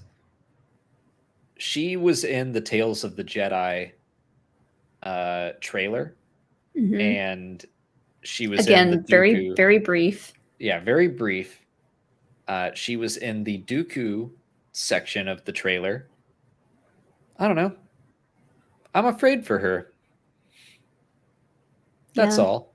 I don't want her to have like such a tragic ending, but I don't know. I just hope we get more Yaddle content in the future. I think she's done a lot of good. Way more good than Yoda ever could have imagined to do. Yeah, I think that so Oster Taco says they thought Yaddle died sometime between episodes 1 and 2 because he was on the council and then gone. That's what happened in Legends. I think that is likely maybe still what happened in canon. We'll have to see. We'll see what Dooku's story is. But I think that is likely. I just love that Yaddle speaks normally in the High Republic books. She's just there teaching younglings, doing the good, all the good deeds. She speaks normally in the Lego Star Wars game too. Yes. So more than one source. And Lynn Koyo, thank you for another super chat. Poor Yarl died before the Clone Wars. I think that's also likely. I think it's funny that Yarl's story, it's kind of like Jodo cast in that like they were a character that was just at the mercy of behind the scenes stuff. And when George was creating the Kaminoans, he was like, they look too much like Yarl Poof. Get rid of him. That's it. That's why he's not on the council. It's because he looked too much like the Kaminoans, which is another joke referenced in the Lego Star Wars game. A Kaminoan tries to pose as Jarl Poof in the Jedi Council. But yeah, we don't know their fates as of yet. Astromech Jeremy, thank you for the next super chat. Seeing Terra Sinube, does it make you think he could have been caught and killed helping save Grogu? That's not where my head went, but no, me neither. I think all of those Jedi were probably taken during Order 66 or around that same time.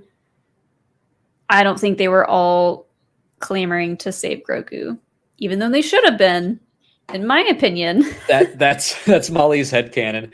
His Order 66 went down, and everyone in the Jedi Temple was like pushing their way to get to Grogu's little like cradle and get him to safety. He's Forget about all the other younglings. We gotta save Grogu. You see what happened to who we thought was the chosen one. Come on, people, open your eyes.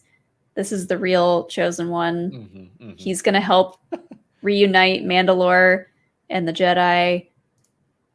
We gotta save him. But no, I don't think any of those Jedi in that room were particularly worried about Grogu. Honestly, my current theory is nobody saved Grogu.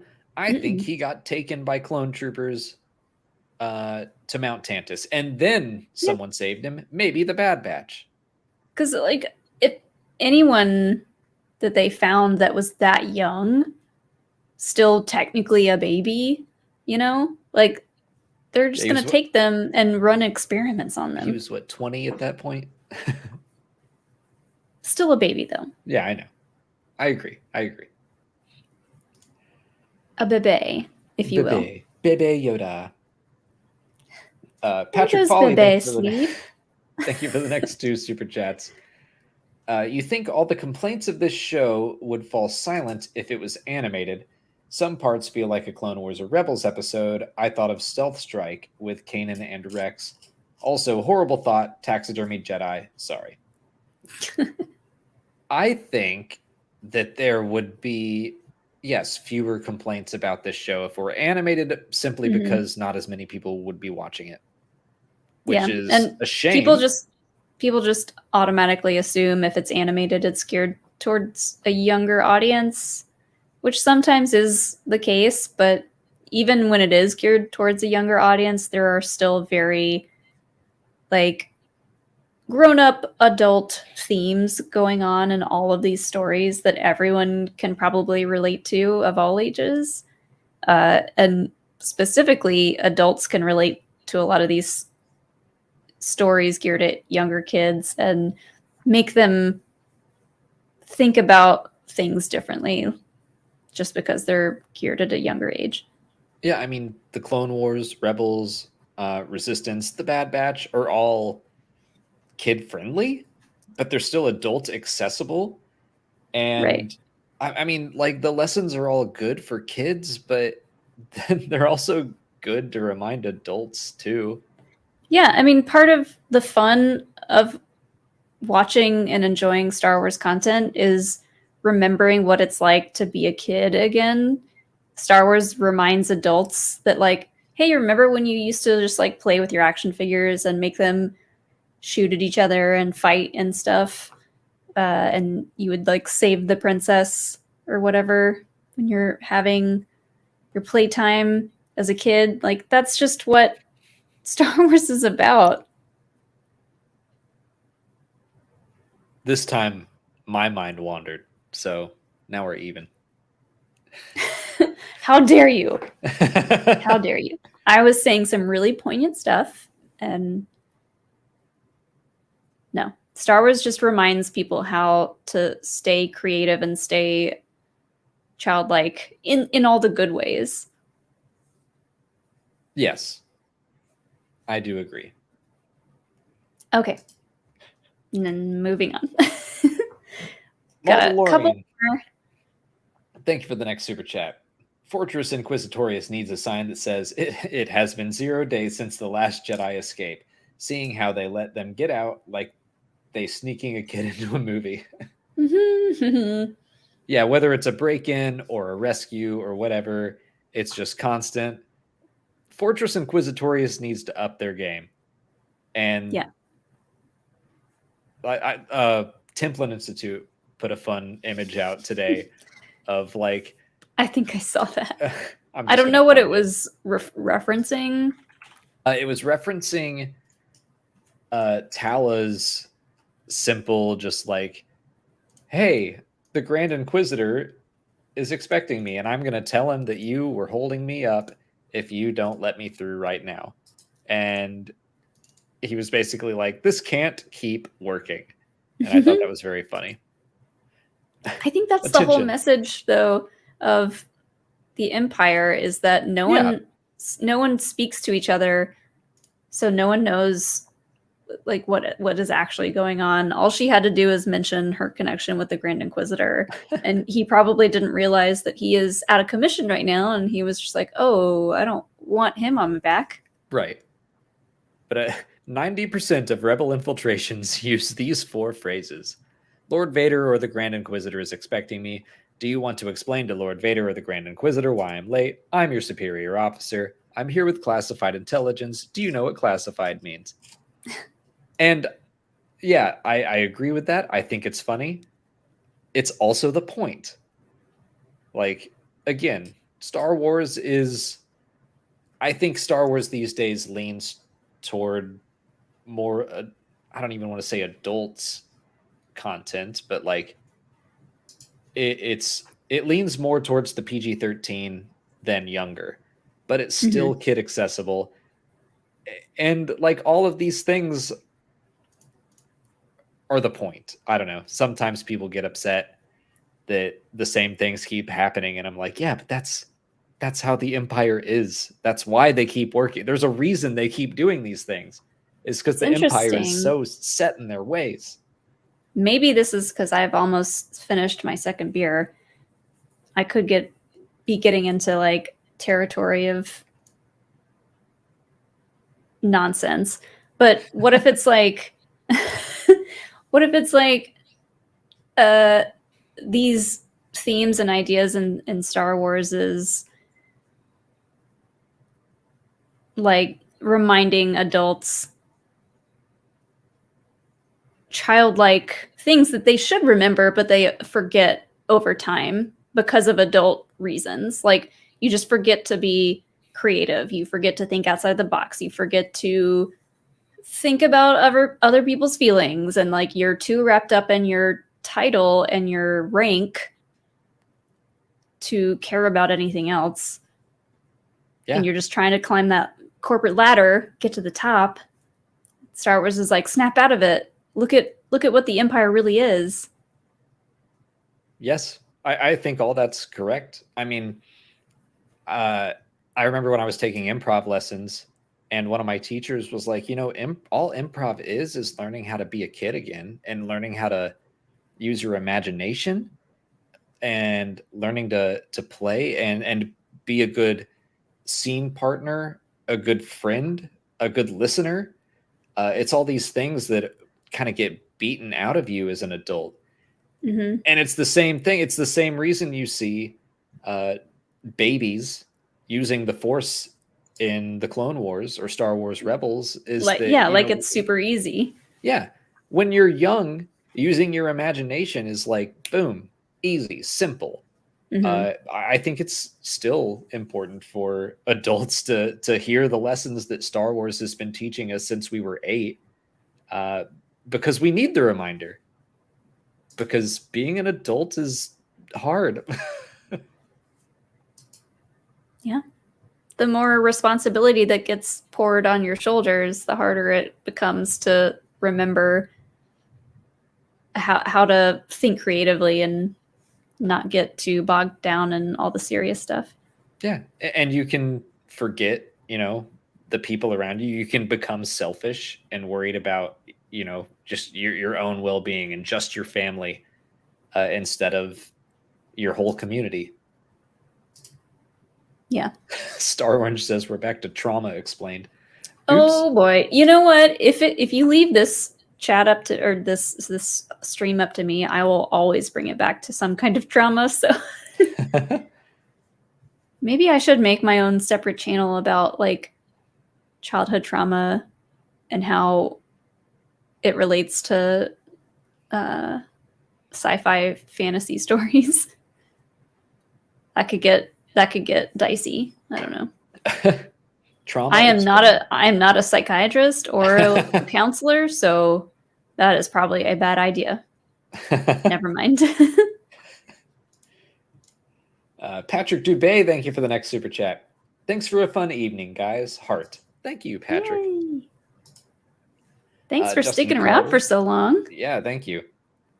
Justin Carter, thank you for your comment and super chat. Liking the show so far, but can we please be done with escort missions? Escort mission shows, 1 season with Omega and Leia, and 2 with Grogu is enough already. I don't know. Leia's definitely feels like an escort mission, like going from we got to get from one side of Daiyu to the other, and we got to get you home and everything. And yeah, Grogu does that too, where we're trying to get you back to your kind. Omega, I don't know that I see as an escort mission. It definitely is, taking care of a youngling that needs it, but I don't know. That's a very Star Wars-y tale of the found family and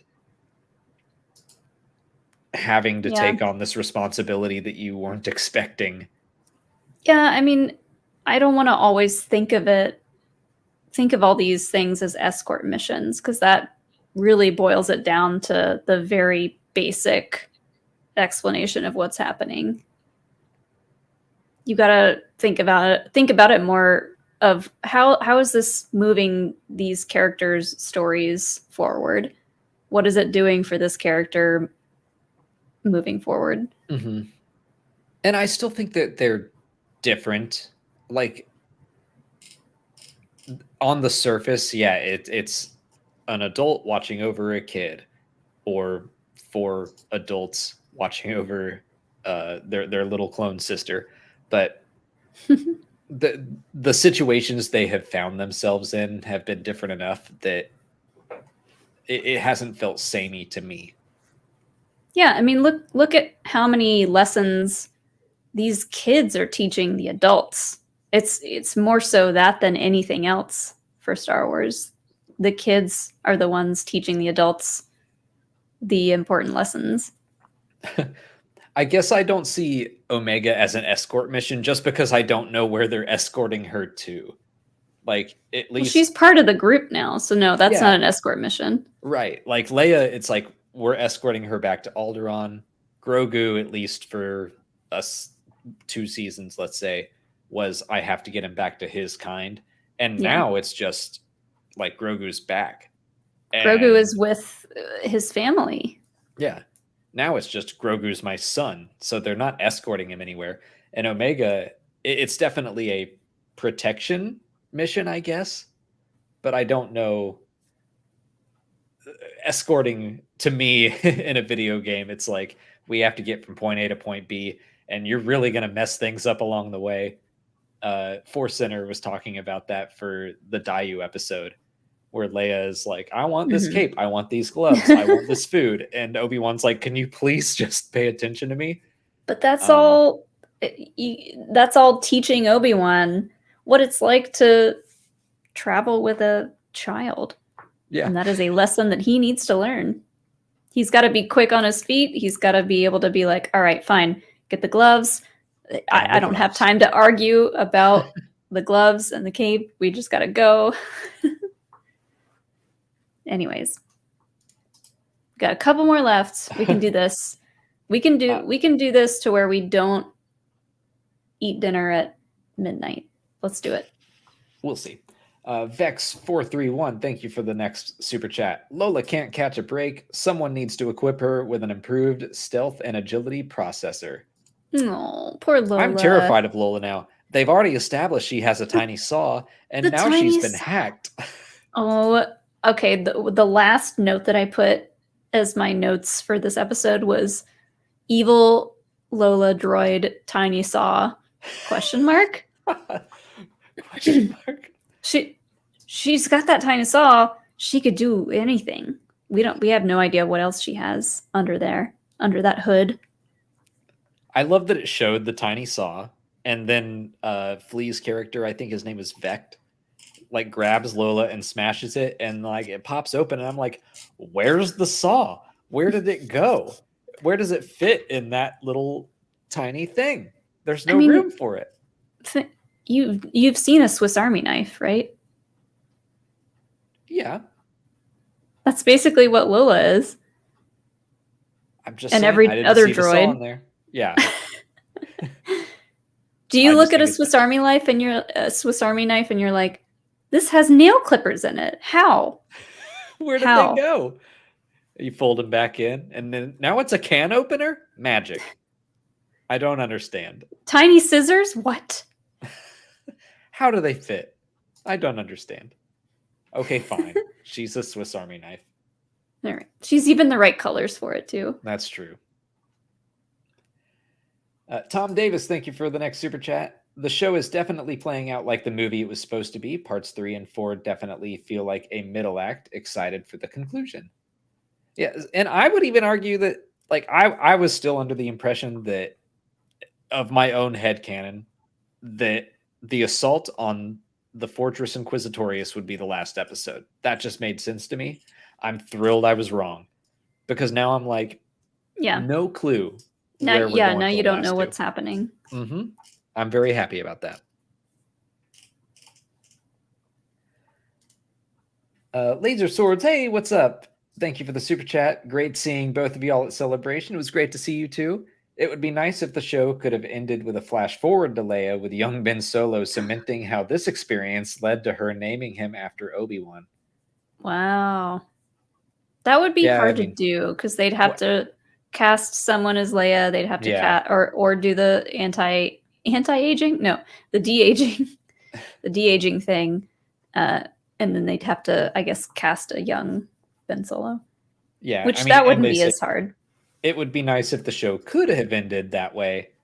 But yeah, I don't think it will, obviously. And I don't think you think that either. But the show writers have said that that was the kind of their intent, to show why Leia perks up the name Ben Kenobi in A New Hope, why she might have named her son Ben. So yeah, I do think all that was on purpose. Mhm. James McBride, hey, thank you for the next super chat. How are you? I just wanted to say I love the prequels, especially episodes 2 and 3. Well, you're biased, Ah. you know. James Would McBride those- is biased. Would those be the prequels that James has been in? That James McBride stars in? Yes, I think so. Stars? Yes. Prequel star James McBride is in the chat. Check out Dexter's Diner and the Opera House, and you can see James McBride walking around or sitting around in Dex's Diner. But I will say, to pull it back into Obi-Wan Kenobi, I'm still really happy with how this series has connected with the prequels, especially with that fantastic montage at the start of episode 1. The previously on Star Wars thing. Mhm. Was so man. good. It was, every time I go back to the first episode to look for something in that opening montage for Order 66, I scroll back to that whole thing, and it's so long, but it was so needed. Mm-hmm. Yeah, it's like 5 or 6 minutes long, but every time I watch it, I'm like, yeah, I'm gonna watch this again. If they played that before every episode of this show, I bet people would still watch it. I think so.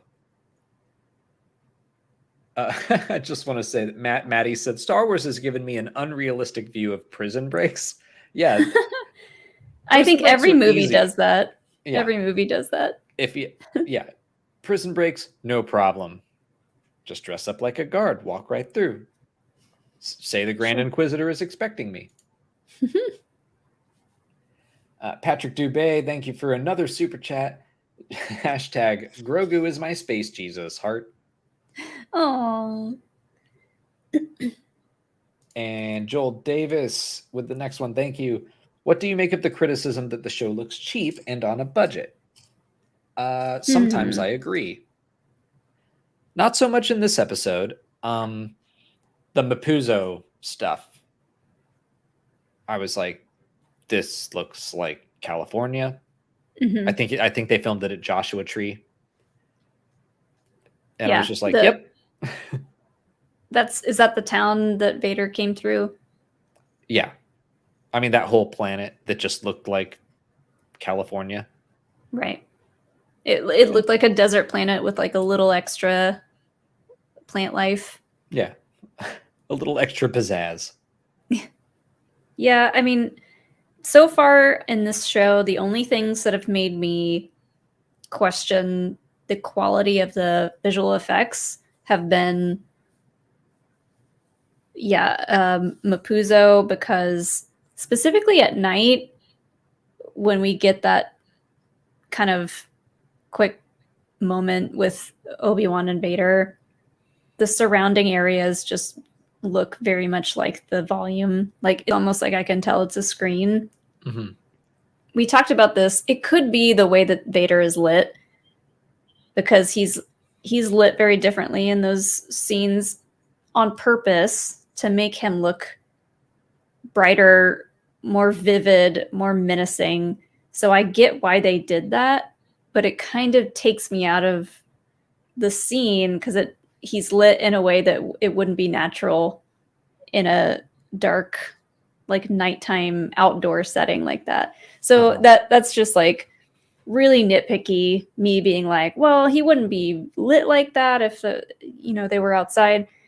It doesn't matter. Vader looks horrifying and and cool, and that's all that matters. So I can get past that. The other thing was, I mentioned it earlier, that the snow speeders, or the air speeders in today's episode, when they showed up at Fortress Inquisitorius, I was like, ooh, that looks unfinished. And honestly, you said something like it didn't even cross my mind. Like Really? I didn't care. Yeah, no, not at all. I Someone- don't know. They showed up and I was just like, yay, the rebels are coming to save the day. Someone on Twitter mentioned that they looked very similar to how they looked in Empire when they show up. And maybe that was intentional. Like it looks like the same kind of visual effects, which I was like, I don't know if that would have been the case if that was intentionally done like that, but could be. I don't know. I just think when they specifically fly into the hangar, it's like they're going way too fast. They look a little bit weird. I don't know. Well, it was so when you quick. pointed it out and I went back and watched it, then I was like, yeah, I can see it. So you ruined it for me. Thank you. You're welcome. But like, I do get what you're saying. It's just in the moment when it was happening. I don't know. I was into the story. Just unfortunately knowing the trailers too well. That's the curse of like doing trailer breakdowns and stuff. I was like, I know Reva's about to stomp out here with purge troopers, and then she's going to fall under attack. So the rebels are probably coming. Mm-hmm. But I was still into the story. My heart was pounding. And so when it happened, I guess I just wasn't paying attention to the effects. And I also wanted to bring up that Andy said, you know, it didn't look like any California that he's ever seen. Andy is from Australia. And I made the point when I was doing my Andor trailer breakdown, how exotic and cool the outdoor scenes of Andor looked. But it dawned on me, it's just like a grassy hillside. So someone from Europe or the UK is probably like, what are you talking about? Like, that looks like my backyard. And I imagine that people who don't see California that often are probably like, that's exotic to them. So there is that just because it looks familiar to me doesn't mean it looks familiar to everyone. When it comes to that Mapuzo scenery. Yeah. There's still something about the lightsabers though, and I think they're trying to do them all in camera. Mm-hmm. Which is cool because it gives off the light. Thanks, and stuff. Chase. Hey, what's up, Chase? Cheers. Like, I think it's cool that the lightsabers are giving off their own light, but it kind of does look like you're just fighting with an Ultra Sabers in camera. Yeah. So there was something about the duel where I was like, obviously I'm into Obi-Wan and Vader fighting again, but it looked kind of fan filmy. And could that be because you yourself have created a fan film in which you had to use a prop and then go in and edit it into looking like a lightsaber? Because this is another case where you just said you didn't notice the airspeeders looking bad. I didn't notice anything about the lightsabers. Maybe. I mean, well, like the fan film I made was from 2006. So that was 16 years ago. And I rotoscoped every frame of that, and that was torture. What I'm saying is I don't think they are rotoscoping this, and I think it looks a little different.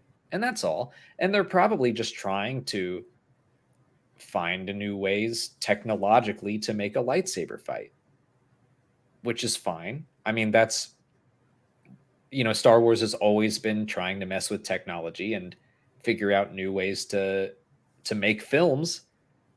So it's okay. It's I'm like being very nitpicky, but something about the lightsabers in this show, I'm like, they just seem a little different. And that's all. And I'm noticing it.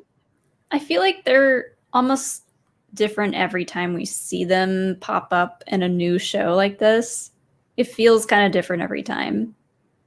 Uh-huh. But that could be intentional. Like they could be wanting to make Vader's lightsaber seem a certain way, Obi-Wan's lightsaber, because Obi-Wan is still just using it out of necessity and not out of being a proud Jedi. It could look and sound a certain way. I don't know. Yeah.